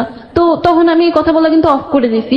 সে করে কি ডিরেক্ট আমার বাসায় চলে আসে, এসে আমার আম্মুর কাছে, মানে আমি যে তার কাছে ব্যাপারগুলো শেয়ার করছি সেই ক্লাস 4 এর কাহিনী কিন্তু সেখানে চলে গেছে। আমি কিন্তু মাঝখানে একটা ভালো টাইম স্পেন্ড করে ফেলছি। ক্লাস 7 এ এসে সে আমার আম্মু যেটা জানে, সে একটা তার বোনের ছেলে হয়ে ওই জিনিসগুলা শেয়ার করে। ও এর মধ্যে একটা জিনিস আমি স্কিপ করে গেছি, যে আমি একবার অ্যাবিউজড রাস্তার মধ্যে আমার বাবা পাশে থাকা অবস্থায় সামওয়ান আসে এবং আমার বডির একটা পার্টে, রাস্তার মধ্যে হ্যাঁ রাস্তা পার হচ্ছি, এই সময় টাচ করে চলে যায়। হ্যাঁ টাচ করে চলে ভেরি যায়। Common symptom of our society. মাফ করবেন, আজকের গল্পটা এমন হয়ে গেছে যে আমাকে বারবার ইন্টারাপ্ট করতে হচ্ছে। এটা শুধু ও যেটা বললো তা না, আপনি যদি একটা সার্ভে করেন, মেয়েরা যদি অনেস্টলি তাদের নাম গোপন করে যদি সার্ভেতে যদি পার্টিসিপেট করে, আপনি 99% কেস দেখবেন কোনো না কোনো ভাবে এরকম ভিকটিম হয়। কোথায় কোথায় আমি আপনাকে বলি, একটা হয় আন্ডারপাস পার হওয়ার সময় যখন অনেক বেশি লোকজন থাকে, আরেকটা হয় কোনো ধরনের গ্যাদারিং যখন হয়, ছেলে মেয়েরা যখন একসাথে হয় ওই সময়টাতে। এমনি পত্রপত্রিকায় অনেক বেশি নিউজ আমরা দেখি এগুলোর উপরে, ছবিও চলে আসে ইনফ্যাক্ট। আরেকটা হয় পাবলিক বাসে, এবং আরেকটা হয় হঠাৎ করে রিক্সা পার হচ্ছে, হঠাৎ করে একটা ছেলে হেঁটে যাচ্ছে, তখন ধাম করে হাত দিয়ে দেয়। যদি কোনোদিন আমি যদি কখনো কাউকে এরকম দেখি, আমি যে ওকে এই মুহূর্তে কি করবো ইভেন আই ডোন্ট নো।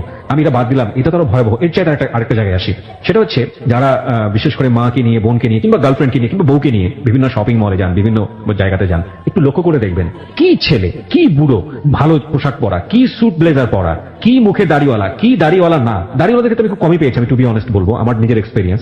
বাকি যাদেরকে আমি পেয়েছি এরা সবাই কেউ মেয়েদের চোখের দিকে তাকায় না, এমন একটা জায়গায় তাকায়, আমি মুখে সেটা উচ্চারণও করতে চাই না।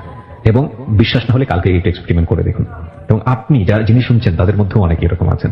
আচ্ছা, আপনি লজ্জা করেন না? নিজেরও তো মা আছে, নিজেরও তো বোন আছে। একটা মেয়ে কি পরিমাণ এম্বারেস ফিল করে এটা চিন্তা করে দেখুন। সেটা আপনার বোনও হতে পারতো না। দুঃখিত, আমি আসলে আজকে অনেক বেশি আউট অফ ট্র্যাক হয়ে যাচ্ছি। মানে ওর গল্পটা এরকম যে নিজেকে কন্ট্রোল রাখা খুব মুশকিল। বলো, তারপর কি হলো? তো এটা ছিল ক্লাস 5 এর একটা টাইমের ঘটনা। এমনিতেও আমার আম্মু সবসময় আমার কেয়ার করতো, তো বাবা পাশে থাকা অবস্থায় এরকম একটা সিচুয়েশন। রাস্তার মধ্যে বলছি যে আব্বু আব্বু, লাইক মানে বলতে পারতেছি না, তারপর বলতে না, সে আমার অনেক জোরে হাতে প্রেস করে চলে গেছে। আব্বু লাইক কিছু হয় নাই, চলে আসুন। আমি খুব পেন পাইছি অনেস্টলি। তো আম্মুকে যখন বলতে পারছি তখন আই গেছে আমার বাবাও বুঝতে পারছে, তারপর থেকে তাদের কেয়ারটা যতটা না ছিল তার চেয়ে বেশি ডাবল হয়ে গেছে। যখন আমার কাজিন আম্মুর কাছে এই কথাগুলো বলতেছে, সে সময় সে আরো এক্সট্রা বলতে চাচ্ছিল যে আমি তার সাথে বের হইছি, এই সেই। মা স্টেট কার্ড বুঝতেছে যে আমি 24 আওয়ার আমার মেয়ের সাথে থাকি, কিভাবে পসিবল। হ্যাঁ, তবে যেই জিনিসগুলো আমার মা জানে সেই জিনিসগুলো যে আমার কাজিনও জানে, এটা শুনে আমার মা একটু অন্যরকম ফিল করারই কথা, কারণ এগুলো ও জানবে কিভাবে, বয়সের তো পার্থক্য। হ্যাঁ, নর্মাল কথা না। তো এটা নিয়ে আম্মু হয়তো বিশ্বাস করছিল কিনা জানি না যে আমি রিলেশন করছি। আসলে তার সাথে আমার এটা কোনো মানে লাভ রিলেশনশিপ ছিলই না। তো এটা নিয়ে আরেকটা ঝামেলা হয় বাসায়। তা আমি টোটালি বলি যে তার সাথে আমি যোগাযোগ করবোই না। এমন একটা পর্যায়ে শেষের দিকে সে হচ্ছে বুক কেটে ফেলে, এমন ভাবে কাটে যে একটুর জন্য তার হাড়ে লাগে নাই। বুক কাটে নিজের? হ্যাঁ, ওকে। এবং এটা ফলস ছিল না, এটা আমি দেখছি। তারপরে না আমি আবার ইমোশনাল হয়ে কথা বলা শুরু করি। সে তখন টয়াও আমার সাথে নেই। ওকে। যখন আমি অফ করে দিছিলাম তখন আমার আরেকটা মানে এমনিতেই ক্লাসমেট আমাকে না পেয়ে আমার আম্মুর ফোন থেকে ওর নাম্বার নিয়ে ফোন দেয়। তো তখন তো ক্লাস 7 এর একটা মেয়েকে কেউই পার্সোনাল ফোন দেয় না।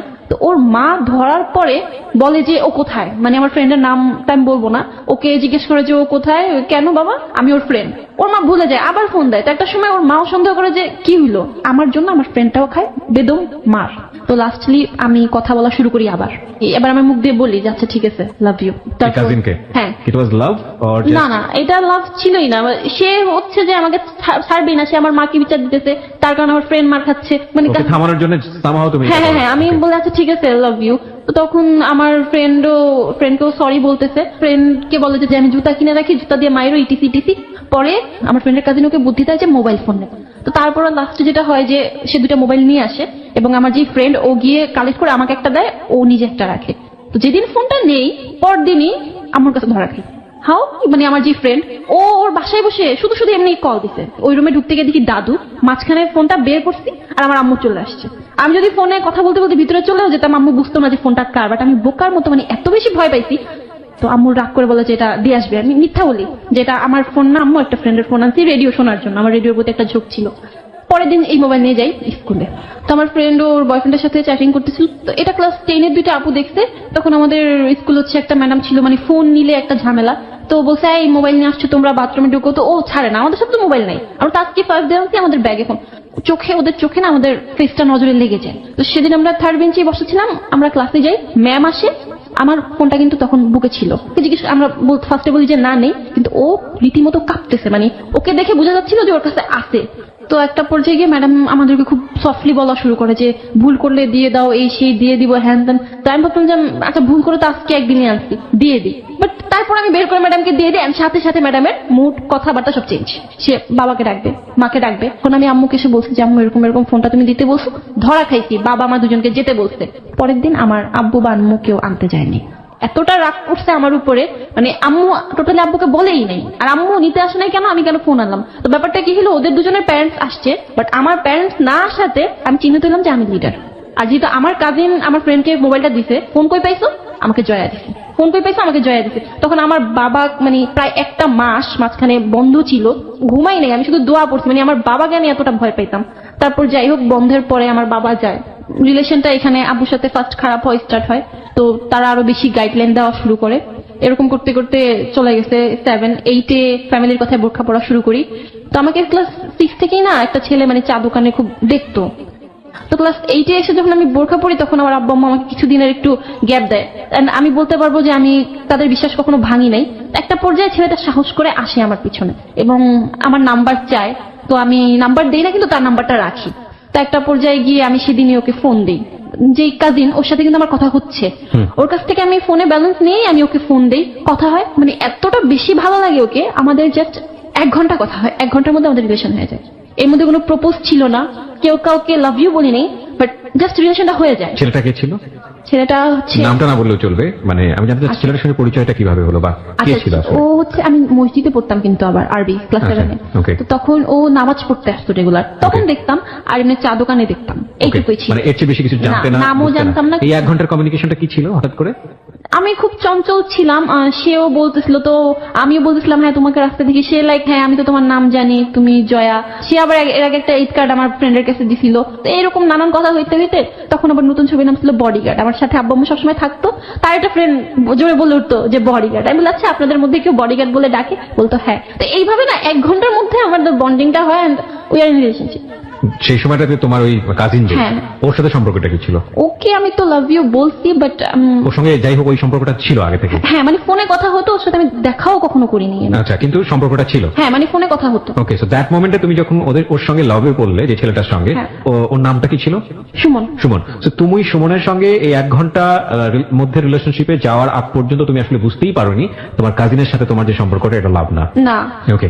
ওকে আমার খুব তাড়াতাড়ি ভালো লাগলো এবং ওর প্রতি আমার কোনো একটা টান, একটা ফিল চলে আসে। মাঝখানে আমি না ফার্স্টে ওকে বলে দিছিলাম যে আমার এরকম একটা কাজিন আছে, কাজিনের সাথে আমার রিলেশন। তো আমি না বললাম, ও বললো কাজিনের নাম কি? আমি বললাম হানি। হ্যাঁ মানে তার বিশ্বাসই হচ্ছে না যে 24 আওয়ার যার প্যারেন্টস সাথে থাকে সে কিভাবে আরেকটা মানে রিলেশন করতে পারে। আমি তখন ব্যাপারটা এড়াই গেলাম যে না থাক, দরকার নেই। প্রায় আমার রিলেশনের 1 মাস হয়ে যাচ্ছে, ও আমাকে বলে যে লাইক ফ্রেন্ডরা তো গার্লফ্রেন্ড নিয়ে ঘুরতে যায়, কত দিকে যায়, হ্যাঁ তুমি একটু আসো না, এরকম টাইপের। তখন আমার এই সিচুয়েশনটা ছিল না যে মিট করবো, আমি শুধু ফোনে কথা বলতাম। তো একটা সময় গিয়ে মাথার মধ্যে আসে যে কিভাবে মিট করা যায়। তখন ও বললো জুনের 27 তারিখ আমাদের রিলেশনে 1 মাস হবে, অ্যাটলিস্ট ওই দিন তো দেখা করো। তো ওই দিন দেখা করো এটা বলার আগে আরেকটা জিনিস হয়ে গেছে মিস্টেকলি, সেটা হচ্ছে 2013-তে শবে বরাত ছিল জুনের 24 তারিখে। বলি সেদিন আমার ভাইয়ারা হচ্ছে নামাজ পড়তে রাতে চলে যায়, আর আমার আম্মু হচ্ছে নর্মালি হচ্ছে নামাজ পড়ে শুইছে, তখন হয়তো 12টা-1টা বাজে। কোন ক্লাসে পড়ো তখন তুমি? ক্লাস 8। ক্লাস 8। ওকে। হ্যাঁ, এটা 2013 সালে। বাসায় তো তখন সারা রাত সব বিল্ডিং এর খোলা থাকে। তো সে আমাকে হঠাৎ করে সাডেন বলে কি যে তোমার বাসায় আসবো, তোমার সাহস আছে বাসায় আসবে, হ্যান এরকম করতে করতে একটা পর্যায়ে না আমি দরজা খুলে দাঁড়াই, সাহস করে সে ঢুকেও যায় বারান্দায়। আমার সাথে সুমনের বয়সের পার্থক্য কত বছরের ছিল? ও তখন হচ্ছে honours second year. Honours second ইয়ারে পরে তুমি ক্লাস 8-এ? হ্যাঁ। Okay, huge gap. সেদিন ফার্স্ট লাইক আমি বুঝি যে kiss and lip kiss something. আর তার আগে অবশ্য আমরা বারান্দায় চেকও করিনি, বারান্দায় একটা ডোর সামথিং ছিল যে ওইটার তালা টোলা মারা, তো ওইটা কোনোভাবে খোলা যায়, ও পিন দিয়ে খুলতে পারে। তো তারপর হচ্ছে ও দড়ি কাটে, মানে যদি এদিক দিয়ে যেতে না পারে দড়ি কাটে। তো দড়ি কাটে ঠিকই, কিন্তু আমার আম্মু না টের পায় না, সে আসে 5 মিনিটের মধ্যে আবার চলেও যায়। তো তারপর আমার আম্মু এসে পরে বুঝতে পারে যে দড়ি কাটা কেন, বাট ওইভাবে বুঝতে পারে না, ভাবতে চোর টোর। এই দিনটা চলে যায়, মানে এটা ছিল আমাদের রিলেশন হওয়ার পর ফার্স্ট এই টাইপের কিছু একটা, দেখাও হয়নি আমাদের বাইরে। দেন যেটা হয় যে 27 জুন রিলেশনের 1 মাস হবে, তো তখন ওর সাথে আমার এমনি আগে কথা হইতো যে তুমি আমাকে কিস দিও বা লিপ কিস, এটা সেটা এইটুক পর্যন্ত কথা হইতো। ও আমার খুব ভালো ছেলে, এলাকায় ওর একটা ছিল, নামাজ পড়ে, আর আমিও তখন বোরখার পড়তাম রেগুলার। একটা পর্যায়ে ও আমাকে বলতো তুমি বাইরে মিট করতে পারবা না, তোমার এই প্রবলেম হয়ে পড়বে, বাসায় তো মিট করতে পারবা। আমি বললাম যে হ্যাঁ এটা পারা যায়, বিকজ তাহলে আমার ফ্যামিলির কেউ দেখবে না। তো পরে সে বোরখা ম্যানেজ করে, আমি স্কুল ফাঁকি দিই, এক প্রকার আম্মুকে পিছিয়ে রেখে দৌড়ে এসে আমি অন্য জায়গায় চলে যাই, অ্যান্ড ওর সাথে একটা ওর ভাইয়ার বাসায় যাই। আমাকে বলা হয়েছিল যে ওর ভাই ওর ভাবি থাকবে, বাট বাসায় যাওয়ার পরে দেখেছি সেখানে কেউ নেই। অ্যান্ড দেন যেটা হয় যে আমি লাইফে ফার্স্ট টাইম ছিল সেটা আমার যে বিরতি নিব প্রিয় শ্রোতা, এই পর্যায়ে একটা ছোট্ট বিরতি। এবিসি রেডিও এফএম 9.2 তে আমি আরজি কিবরিয়া রয়েছে আপনার সঙ্গে, এবং আমার সঙ্গে রয়েছে জয়া তার জীবনের গল্প নিয়ে। হ্যাঁ জয়া, তারপর কি হলো? এতদিন তো শুনছি যে সেক্স অর সামথিং, বাট আমার লাইফে ফার্স্ট টাইম ছিল ওই দিন। ইট ওয়াজ প্ল্যান অ্যাকচুয়ালি। আমি ভাবছি যে হয়তো যেটুকু আমাদের মধ্যে কথা হয়েছে এটা তো আমাদের জায়গা থেকে একটা সোশ্যাল ট্যাবু না? আমরা রিলিজিয়নের জায়গা থেকে যদি বলি বিষয়টা, এটা তো একটা সামাজিক ভাবেও যেমন উচিত না, তেমনি ভাবে ধর্মীয় দিক থেকেও তো আমরা দেখি যে এটা অন্যায়। তো তোমার কাছ থেকে বিষয়টা কেমন ছিল? মানে তোমার বয়ফ্রেন্ড সে, এবং তাকে তুমি অনেক লাভ করে ফেলেছো, সেজন্য বিষয়টা কি খুব ন্যাচারালি আসছে, নাকি হঠাৎ করেই হয়ে গেছে বিষয়টা এরকম, নাকি তুমি প্রিপেয়ার ছিল যে হলে হোক, কোনো সমস্যা নেই? না, আমি অবশ্যই এটা সম্পর্কে প্রিপেয়ার ছিলাম না যে আমার কারোর সাথে ফিজিক্যাল রিলেশন হবে, কিন্তু যখন তার সাথে রিলেশন হয় আমি just think about kiss or something, ওর সাথে যাই, আমার স্টিল হচ্ছে তখন চলছে। তো আমি তখন এটাও ভাবিনি যে আমার সাথে ও জোরাজোরি করেও কিছু করতে পারে। And it happened regularly? Like এই ঘটনাটা হওয়ার পর থেকে তোমরা এটা রেগুলারলি কন্টিনিউ করলে? না, সেদিন হচ্ছে আমি তো মেইনলি প্রিপেয়ার ছিলাম না, আমি বুঝিও নাই। আমি বুঝতে পারছি, আমি কিছুটা এসকেপ করবো বিকজ অফ সোশ্যাল রিয়েলিটি, কিন্তু আমি যেটা বুঝতে পারছি তুমি প্রিপেয়ার ছিল না, কিন্তু জিনিসটা হয়েছে তোমাদের মধ্যে। এবং এটা হওয়ার পরে কি লাইক এরকম হয়ে যায় যে তোমার একটা খুব খারাপ সেন্স গ্রো করে এই বিষয়টা নিয়ে, এবং তুমি এটা স্টপ করো, নাকি এটা ক্যাজুয়ালি ওর সঙ্গে খুব ইজি ছিল ব্যাপারটা মুভ করা? না, অ্যাকচুয়ালি প্রথম হওয়ার পর আমি একটু মানে কি বলবো, একটা ধাক্কাই খাইছি, বিকজ আমি এটা ভাবি নাই যে আমার হবে বা বিয়ের আগে এটা হয়ে যাবে। তারপরে মানে আমি না তাকে এরকম চিন্তা করতে থাকি যে আমার লাইফে যদি কেউ হাজবেন্ড হয় তবে সেটা সেই হবে, তার প্রতি আমার ভালোবাসা, রেসপেক্ট বা যে হ্যাঁ, আমাদের 2 মাস পর 3 মাস পর এরকম হইতো। এই বিষয়গুলো নিয়ে কি তোমার কখনো এক ধরনের মানে কি বলে খারাপ লাগা বোধটা কাজ করতো না? অ্যাকচুয়ালি তার ডিমান্ড আরো বেশি ছিল, ওই দিক থেকে তোমাকে বিভিন্ন ভাবে ইনফ্লুয়েন্স করা হ্যাঁ, হতো? সে আমাকে ফোনে এই টাইপের কথা বলতো, হ্যাঁ আমি হালকা পাতলা বলতাম, বাট আমি অত বেশি মানে ওই রিলেশনে এখানেও কিন্তু এক ধরনের দেখেন, এখানেও এক ধরনের প্রপার এডুকেশনের অভাব। যদি আমি এখন বলি যিনি আজকে এখানে জীবনের গল্প বলছেন তাকে ইন্সপায়ার করা হয়েছে, এবং সে যদি প্রপার এডুকেশনটা পেত, তাহলে কোনো না কোনো ভাবে এই বিপদগামী সম্পর্কের দিকে সে যেত না। মানে আসল রিয়েলিটিটা কি সেটাও সে ছোটবেলায় পায়নি, এবং একই সাথে যে ভুলটা সে করছে সেটার ব্যাপারেও তার যদি একটা প্রপার নলেজ থাকতো, তাহলে এই ধরনের সম্পর্কে সে জড়াতো না। তারপরে কি হলো? তো যখন আমি দেখলাম যে তার প্রতি আমি এরকম উইক হয়ে পড়ছি এত বেশি, তাই আমি বুঝতেছি যে কাজিনের সাথে এটা আমার কিছুই ছিল না, যেটা আমাকে আসলে প্রেশার করে করা হয়েছে। তো আমি করি কি, একটা পর্যায়ে তাকে বলে দিই যে দেখেন ভাইয়া, আমি আপনাকে লাভ করি না, আমি এরকম একজনকে রিয়েলি লাভ করে ফেলছি, আপনার সাথে যোগাযোগ করা যাবে না। মানে তোমার আগের কাজিনকে? হ্যাঁ, কাজিনকে। তো তখন সে অনেক বনিতা শুরু করে যে তুই আমাকে বিশ্বাস করছ না, হ্যান ত্যান, এতদিন বলছিস কিছু করছি, তুই ওর সাথে আবার কথা বলা আছে।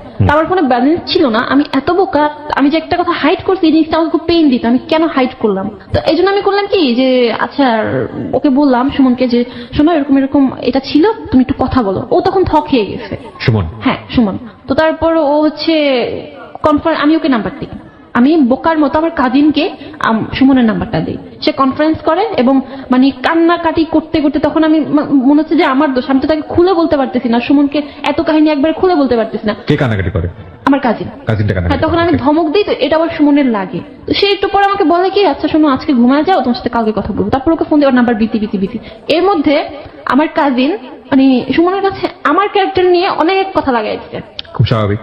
হ্যাঁ, মানে তুমি কি জয়া সম্পর্কে কি ধারণা রাখো, তুমি জানো আমি ওদের বাসায় যাই, লাইক এমন যে তার সাথে আমার ফিজিক্যাল মানে সম্পর্কটা আছে। এবং এটা সুমনের জায়গা থেকেও বিলিভ করাটা খুব ইজি, কারণ তোমার সঙ্গে ওই জিনিসটা তখন তার ছিল।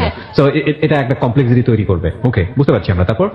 তারপর মানে সুমন হচ্ছে খুব কান্নাকাটি করে, আমি যেটা শুনছি আমার দিকে এরকম আঙুল দেয়, আসলে আমি তো এটাও বুঝিনি যে তোমার হয়েছিল কিনা, যেহেতু তোমার প্রবলেম ছিল। ওর মধ্যে একটা সন্দেহ চলে আসছে যে আসলে আমাদের যখন রিলেশন হতো তখন তুমি ঠিক ছিল নাকি। তার মানে সুমন তোমাকে যে কোশ্চেনটা করে সেটা is all about your virginity, right? Okay, হ্যাঁ। তো তখন আমার খুব খারাপ লাগে যে আমি তোমার সবকিছু বলতেছি, আমার ওর সাথে কিছু হয় নাই, মানে ও বিশ্বাস করে আবার ওর খারাপ লাগে। এর মধ্যে দিয়ে রিলেশনটা খুব খারাপ হয়ে যায় আমাদের, শুধু ঝগড়া হয়, সন্দেহ, অনেক কিছুর মধ্যে। যাক, যে স্ত্রীটা দিব তার আগে আবার আমি আম্মুকে আরেক দফা জানাই, এরকম করতেছে। বয়ফ্রেন্ডের বিষয়টা বলো না, কাজিনের বিষয়টা বলি। আম্মু অনেক বকাঝকা করে, কারণ আমি এবার ওর দিক থেকে টোটালি সরে আসছি, এবং যারা যারা শুনছে আত্মীয় স্বজন সবাই বলছে যে এটা ঠিক করতেছো জয়া, কারণ তুমি ছোট ছিলা, যা করছো এখন যদি তুমি করো ফিউচারে তোমার বিয়ে হবে বা সামথিং, এটা বেশি প্রবলেম করবে। তো তখন এখন আম্মুর একটা সাপোর্ট চলে আসলো। তো আমার সুমনের সাথে রিলেশন ভালোই চলতেছে। হঠাৎ করে ক্লাস 9-এ আমি ফেসবুক আইডি খুলি ফার্স্ট টাইম। ও আমাকে খুলে দিত না, তারপর খুলি আমি না ফেসবুকে নতুন নতুন ইউজ করতেছি, তো যেই মেসেজ দেয় তার রিপ্লাইটাই দিতে পছন্দ করি। লাইক এটা আমার কাছে একটা মানে মজার জিনিস হয়ে গেছে। তো দেখা যাচ্ছে যে আমি সিরিয়ালি দিলে ওকে একটু দিতে লেট হয়ে যায়। এটা নিয়ে আমাদের ঝগড়া হতো সুমনের সঙ্গে। হ্যাঁ, সুমনের সাথে আমার ফেসবুক নিয়ে নর্মাল থিং নিয়ে ঝগড়া হয়, ফেসবুকে ছেলেদের সাথে কেন কথা বলো এগুলো নিয়ে ঝগড়া হয়। এর মধ্যে আবার আমার বাসায় আমি একদিন আমার ফ্রেন্ডের একটা বার্থডেতে বোরখা ছাড়া যাওয়ার জন্য আবদার করি, তখন আমার বাবা তারপর ভাইয়া অনেক মারে। আমার কাজিনকে নিয়ে ঝামেলা হয়, আমার ভাইয়ারও অনেকবার মারছে। তো ওইবার খুব মারে, এত মারে যে হয়েছে যে আমার ভাইয়া আমার গলা টিপ দিয়ে ধরছে। তো আমি তখন রাগে জিদে এরকম হয়ে যাই যে আজকে কিসের জন্য মারছো আমাকে, আমি একটা দিন একটা ফ্রেন্ডের বার্থডেতে যাবো বোরখা ছাড়া যাবো, এই জন্য বোরখা পরবো না। ওই দিনের পরে আমি বোরখা ছেড়ে দিই। তো এটা নিয়ে আবার সুমনের সাথে বাজাবাজি হয়, তুমি বোরখা কেন ছাড়ছো। তার উপর হচ্ছে যদি আসো না গেলে, মানে ওর মধ্যে আমি একটা জিনিস খেয়াল করতাম যে ফিজিক্যাল রিলেশনের সাথে ওর ভালোবাসাটা আপ ডাউন করে ক্লাস 9 এর পর থেকে। একদিন রিলেশনটা হয়, তারপর ওর খুব টান কিছুদিন আছে, তারপর হঠাৎ করে নাই হয়ে যেতেছে। এমন করতে করতে আমি খুব ফেড আপ হয়ে যাই যে এটা কি খালি এরকম কেন বলতেছো। বাট আমি তাকে খুব বেশি লাভ করতাম। একটা সময় বুঝি যে ও কেমন জানি হয়ে গেছে। তো আমার কানের একটা অপারেশন হয়, সেই সময় ফেসবুক চালানো ফোনটা নষ্ট হয়ে যায়। খুব কষ্টে ব্যাটারি কাগজ দিয়ে লাগিয়ে আমি কানে অপারেশন হবে আমি সেটা কোনোভাবে সেখানে নিয়ে আমি মাথা তুলে তুলে আম্মু নেই চার্জে দিয়ে লুকিয়ে লুকিয়ে আমি ওকে ফোন দিই। আর সেই সময় থেকে কিন্তু সে আরেকটা রিলেশন করে, আমি সেটা তখন জানতাম না। সে আমাকে বলেও গেছে যে সে ফ্রেন্ডের গার্লফ্রেন্ডের সাথে দেখা করতে গেছে। যাই হোক, রিলেশন চলতে থাকে, তখন থেকে ওর সাথে আমার রিলেশন আরো খারাপ। লাইক আমি তখন ক্লাস 10-এ, সামনে আমার এসএসসি, আমার প্যারেন্টস আমার পড়াশোনার প্রতি চাপ দিতেছে। একটা পর্যায়ে গিয়ে সিলি একটা ব্যাপার নিয়ে যে আমি একদিন ফোন দিতে না করছে, হ্যাঁ, তবু আমি ফোন দিতেছি। একটা স্বপ্ন দেখছিলাম যে আমি এটা বলবো, অতি আনন্দে ফোন দিতেছি যে আমি খুব সুন্দর একটা স্বপ্ন দেখছি। কয়েকবার ফোন দেওয়ার কারণে লাস্ট টাইম ফোন দিয়ে করলো কি, সে একটা ঝাড়ি। ফোন দিতে না করছি কেন দিতেছো, ব্যাপারটা এরকম ছিল যে তোমার রেজাল্ট বেরোছে তো আমি কি করবো, স্বপ্ন কি দেখছো তো আমি কি করবো, এরকম একটা ব্যাপার ছিল। মানে সে আমার কেয়ারই করতেছে না। তো পরে আমি খুব কান্নাকাটি করি, রাতে ফোন দিয়ে আরো ঝাড়ে। তো এগুলো আমি তখন বুঝতেছিলাম না, পরে আমি বুঝছি, মানে পরে আমি জানলাম যে ও তখন সেই মেয়েটার সাথে ছিল। আমি ফোন দেওয়ার কারণে রিলেশনের ঝামেলা হইতে পারতো, দ্যাটস ওয়াই ও রাতে এসে আমাকে যত খারাপ গালি দেওয়া যায় একটা মেয়েকে, তুচ্ছ মানে বস্তি যেগুলাকে বলে এই টাইপের গালি দেয়। এত বেশি লাভ করতাম ওকে, আমি নাচ গান সব ছেড়ে দিছি। এর মাঝখানে কিন্তু আমি ওর কথায় বোরখা টোরখা পরি, নাচ গান ছেড়ে দিছি। আমার সংসার হবে, আমাদের ছেলে হবে, ছেলের নাম রাফি হবে, সব ঠিকঠাক। এরকম আচরণে খুব খারাপ লাগতো। তারপর একদিন জানুয়ারিতে হঠাৎ করে বলতেছে ক্লাস 10-এ যে 4 মাসের জন্য চিল্লায় যাবে, 4 মাস কোনো যোগাযোগই হবে না, কোনো প্রকার যোগাযোগ হবে না 4 মাস। আমি বলছি তুমি 4 মাস থাকতে পারবা, মানে এরকম একটা ব্যাপার যে ও যদি আমার লাভ করে 4 মাস কি করে থাকতে পারবে। আমি ক্লাস 10-এ এপ্রিলের দিকে ফার্স্ট টার্ম পরীক্ষা দিই। ফ্যামিলির সাথে তো আগে হালকা পাতলা ফাইট চুরি চামারি করে দেখা করছি, ফাইট করা শুরু করি যে না এখন আমার ওকে টাইম দেওয়া লাগবে। আমি একটু বুঝতেছি যে আমার কাছ থেকে হারিয়ে যাচ্ছে। আমি সন্ধ্যায় একটু বের হই, এখন তখন একটু বের হই। তো পরে দেখা যাচ্ছে ও হ্যাপি আবার হ্যাপি না, বলতেছে আমি না এখন চিন্তা করতেছি যে ক্লাসটা রেগুলার শুরু করবো, গ্রেডটা ভালো আসে না এই পয়েন্টটা। তো আমি চিন্তা করলাম ভালো করো। তো করতো কি, আমি সারাদিন স্কুলে থাকতাম, ছুটি হতো 1টা-1:30টার দিকে, ও আসতো আমার সাথে দেখা করতে চলে যেত, এই 2 মিনিটের দেখা। তো তারপর কোচিং স্টার্ট করি, বাসায় পড়া স্টার্ট করি, দেখা গেল যে ওর সাথে আমার রাতে আর কথাই হয় না। এমন করে কয়েক মাস চলে যাওয়ার পর তো হঠাৎ করে ওর একটা ফ্রেন্ডের সাথে আমার ফেসবুকে কথা হয়। তো সে সাডেন আমাকে বলতেছে যে ভাবি আপনি যে সুমনকে যে মোবাইল ফোনটা গিফট করছেন খুব সুন্দর হয়েছে। আমি জাস্ট শকড। আমি একটা স্টুডেন্ট, আমি নিজে ওর সাথে কথা বলি যে ফোনটা দিয়ে, সেটার অবস্থা 12টা বেজে যাচ্ছে, আমি ওকে খুব সুন্দর একটা ফোন গিফট করছি। নো ভাই, আমি তো কোনো ফোন গিফট করি নাই। তখন বলতেছে কি বলেন, আমি ওর হাতে দেখলাম হোয়াইট সেটটা আপনি গিফট করছেন বলে, মানে সে বলছে তার গার্লফ্রেন্ড গিফট করছে। আমি বলছি না ভাই, আমি তোকে ওয়াচ গিফট করছি। এটা নিয়ে একটা প্যাচ লাগার পর আমি একটু অ্যালার্ট হই। পরে আমি একটা ফেক আইডি খুলি অ্যান্ড ওর ভাই, ওর মানে ভাইয়ের গার্লফ্রেন্ড, তারপর ওকে মোটামুটি ফ্রেন্ডদেরকে অ্যাড করি। তো ও জানতো না। এর আগে আমি আবার একবার শুনছিলাম যে ওনাকে মেয়েদের কাছে ফেসবুকে পিকচার চায়, তখন আমি ফেসবুক ইউজ করি না। মানে সুমন? হ্যাঁ সুমন। তো এটা ওকে জিজ্ঞেস করবো, ও আমাকে বলে যে না আমি না, আমার ফ্রেন্ডরা চাই, হ্যাঁ। মানে ও এমন না, ও এমন একটা ভাব করতো তোমার কেন ছেলে ফ্রেন্ড থাকবে, আমার কোনো মেয়ে ফ্রেন্ড থাকবে না, এরকম একটা ভাব করতো। বাট ও যে কলেজে গিয়ে কি করতো এটা তো আমার ধারণা ছিল না। তো পরে আমি চিন্তা করলাম যে না, এবার একটু দেখা দরকার, কারণ ও আমাকে এমন খারাপ গালাগালি যেহেতু করতে পারছে, আমি একটা ফেকারি খুললে এত কি অপরাধ হবে। দেন আমি চেক করি, ওর বড় ভাইয়ের সাথে আমার ভালো মতো কথা হয়। তো যেটা বুঝলাম যে ওর ফ্যামিলিতে মিডিয়ার মেয়ে গেলে সমস্যা, বাট ওর বড় ভাইকে যখন আমি বললাম যে আমি মিডিয়াতে যেতে চাই, আমি অলরেডি ওর জন্য এই চিন্তা ভাবনা ছেড়ে দিছিলাম। বাট ইউ হ্যাভ, আমরা যদি আমাদের লিসনারদের জানার জন্য বলি একটু, মানে তোমার ইন্টারেস্ট ছিল তুমি মিডিয়াতে কাজ করতে চাও, কিন্তু সামহাউ তোমার বয়ফ্রেন্ড তোমাকে ইমপ্রেস করেছিল, যে কোনো কারণে হোক তুমি এই জায়গাটা ছেড়ে, স্বপ্নের জায়গাটা ছেড়ে দিয়ে সংসারী হওয়ার চিন্তা ভাবনা করছিলে। ওকে। তো তারপর হচ্ছে ওর ভাইয়ের সাথে কথা বলে তার বড় ভাই ফেকারিতে প্রপোজ করে বসে। ফেকারিতে প্রপোজ? হ্যাঁ, আমি নারায়ণগঞ্জের মেয়ে। Propose for what? Love? Love. Love. Okay. কথা বলি, আমার মিডিয়াতে ইন্টারেস্ট, তার কোনো সমস্যা নেই। তার ফ্যামিলি অনেক ফ্রি, মানে সে হচ্ছে ফেসবুকে টোটালি ফ্লার্ট আমার সাথে। তো আমি ওকে ফাইন, আমিও ডান করলাম, ওকে ঠিক আছে রিলেশন করবো, জাস্ট চ্যাটিং। আমার মনে হচ্ছে যে আমি অত বড় অপরাধ করতেছি না, আমি জানি যে ওর বড় ভাইয়ের গার্লফ্রেন্ড আছে, তাহলে সে কেন আমাকে এই কথাটা বলবে? আর আমি তো হচ্ছে ওর খোঁজ খবরের জন্য এটা নিচ্ছি। বড় ভাইয়ের গার্লফ্রেন্ড ফৌজিয়া সাজ আর কি, তো তাকেও অ্যাড করি, ওর রিকোয়েস্ট একসেপ্ট করে নাই। একটা লং টাইম পরে ওর বার্থডে আগস্টের দিকে, তার কিছুদিন আগে হচ্ছে ওর গার্লফ্রেন্ডের বার্থডে ছিল। কিছুদিন পরে আমি প্রায় অনেকদিন পরে ফেসবুকে ঢুকি অ্যান্ড রিকোয়েস্ট একসেপ্ট করছে। ও সরি, সেদিন দিনে একটা ঘটনা আছে, ইংরেজি টিচার যার কাছে আমি কোচিং করি তার হচ্ছে মেয়ে হয়, তো বেবি হতে সে সেদিন কোচিংটা ক্যান্সেল করে দেয়। তো ও যে টাইমটা জানে যে আমি এই টাইমের ফোন দিব না, ওই টাইমে কিন্তু ওই মেয়েটার সাথে থাকে, হিউজ ঘোরাঘুরি, কারণ মেয়েটা খুব ওপেন অ্যান্ড খুব রিচ ছিল। তো একটা পর্যায়ে আমি মানে ওকে ফোন দিই, তা আবার আমার ফ্রেন্ডের বয়ফ্রেন্ডের নাম্বার দিই, যেহেতু আমার কাছে ফোন ছিল না। তো ও সতর্ক হওয়ার টাইম পায়নি, ও ফোনটা এমন ভাবে রিসিভ করছে যে মেয়েটা হচ্ছে ওর ঘাড়ে মাথা রেখেছিল আর ওই কানে এই ফোনটা ধরছে। আমি তো বাসায় না যে আমি মিনমিন করে কথা বলবো, বাইরে ছিলাম। আমি ঠিক কি অবস্থা, কেমন আছো, এই সেই এগুলা বলতাম। তো তখন ও জাস্ট জায়গা থেকে উঠে গেছে। এর মধ্যে আবার ওর গার্লফ্রেন্ডকে ওরই কোনো এক ফ্রেন্ড বোধহয় আমার কথা বলছিল, এটা আমি পরে জানছি। তো ওকে আবারও বুঝিয়ে দিচ্ছে যে মেয়েটার সাথে আমার রিলেশন ছিল, এখন নাই, মেয়েটা আমাকে জামায়। তো ও ওইভাবে মেয়েকে কভার দিছে। আমি তো শুনছি মেয়ের গলা, ও আমাকে মেয়ের সামনে আমার সাথে অ্যাক্টিং, এই আপনাকে না বলছে আমাকে ফোন দিবেন না, এই সেই। আমি বলছি কি অবস্থা, ফাইজলামি করতেছো? তারপর তুই তো গাড়ি শুরু করছে, আমিও মানে মেজাজ খারাপ হয়ে তুই বলে রেখে দিছি। তো তার মাথায় আবার এটা ছিল যে আমি তার প্রতি অনেক উইক, এন্ড আমি যে ফ্যামিলিগত অনেক কারণে ডিপ্রেশনে ছিলাম বা আগের কথাগুলো আমি সব মানে কিচ্ছু হাইড করিনি আমি ওর কাছে। তো ও আবার চিন্তা করছে আমি কিছু করে ফেলি কিনা, ও আবার আমার একটু বড় ফোন দিছে যে কি করো, তখন আমি আবার রাগ করতেছি, ও আবার দিয়ে দিছে আমাকে। কিন্তু ওই যে পরে বললাম সেদিনই 2 দিন পরে আমি যখন ওই আইডিটাতে আবার ঢুকি, বড় ভাইয়ের সাথে রিলেশন করে আমি কি করবো, দেন আমি দেখি যে ফৌজিয়া সাজছে, তার বার্থডে পিকচার দেওয়া, কেক প্লাস সুমনের ফ্রেন্ডরা, সুমন ও পাশাপাশি খুব ক্লোজ। তো আমি এটা দেখার পর আমার জাস্ট হয়েছে কি যে হাত পা বাঁকায় আসতেছিল, চোখ মুখ উল্টে আসতেছিল, মানে আমি তোমার হ্যাঁ এতটা বিশ্বাস করতাম, হাত পা ঠান্ডা হয়ে গেছে। তুমি কি বোঝাচ্ছ, মানে ক্লোজ ইন হোয়াট সেন্স, কি দেখে তোমার এই জিনিসটা হলো? মেইন থিং ও রিলেশন করে, এটা ট্রু। আর সেকেন্ড থিং হচ্ছে মেয়েটার গায়ে হাত ছিল এবং আমি আইডি চেক করছি, প্রোফাইল পিকচার বসে আছে, কেউ ওর ছবি তুলে দিতে পাশে একটা বেন্টি ব্যাগ। তো আমি ওইভাবে ওর ছবিগুলো খেয়াল করি নাই, করলে হয়তো তখনই কোনো হিন্টস পাইতাম যে চিল্লাই যাওয়ার কথা বললো। ওই সময়টা কি তোমার সঙ্গে যোগাযোগ অফ রেখেছিল?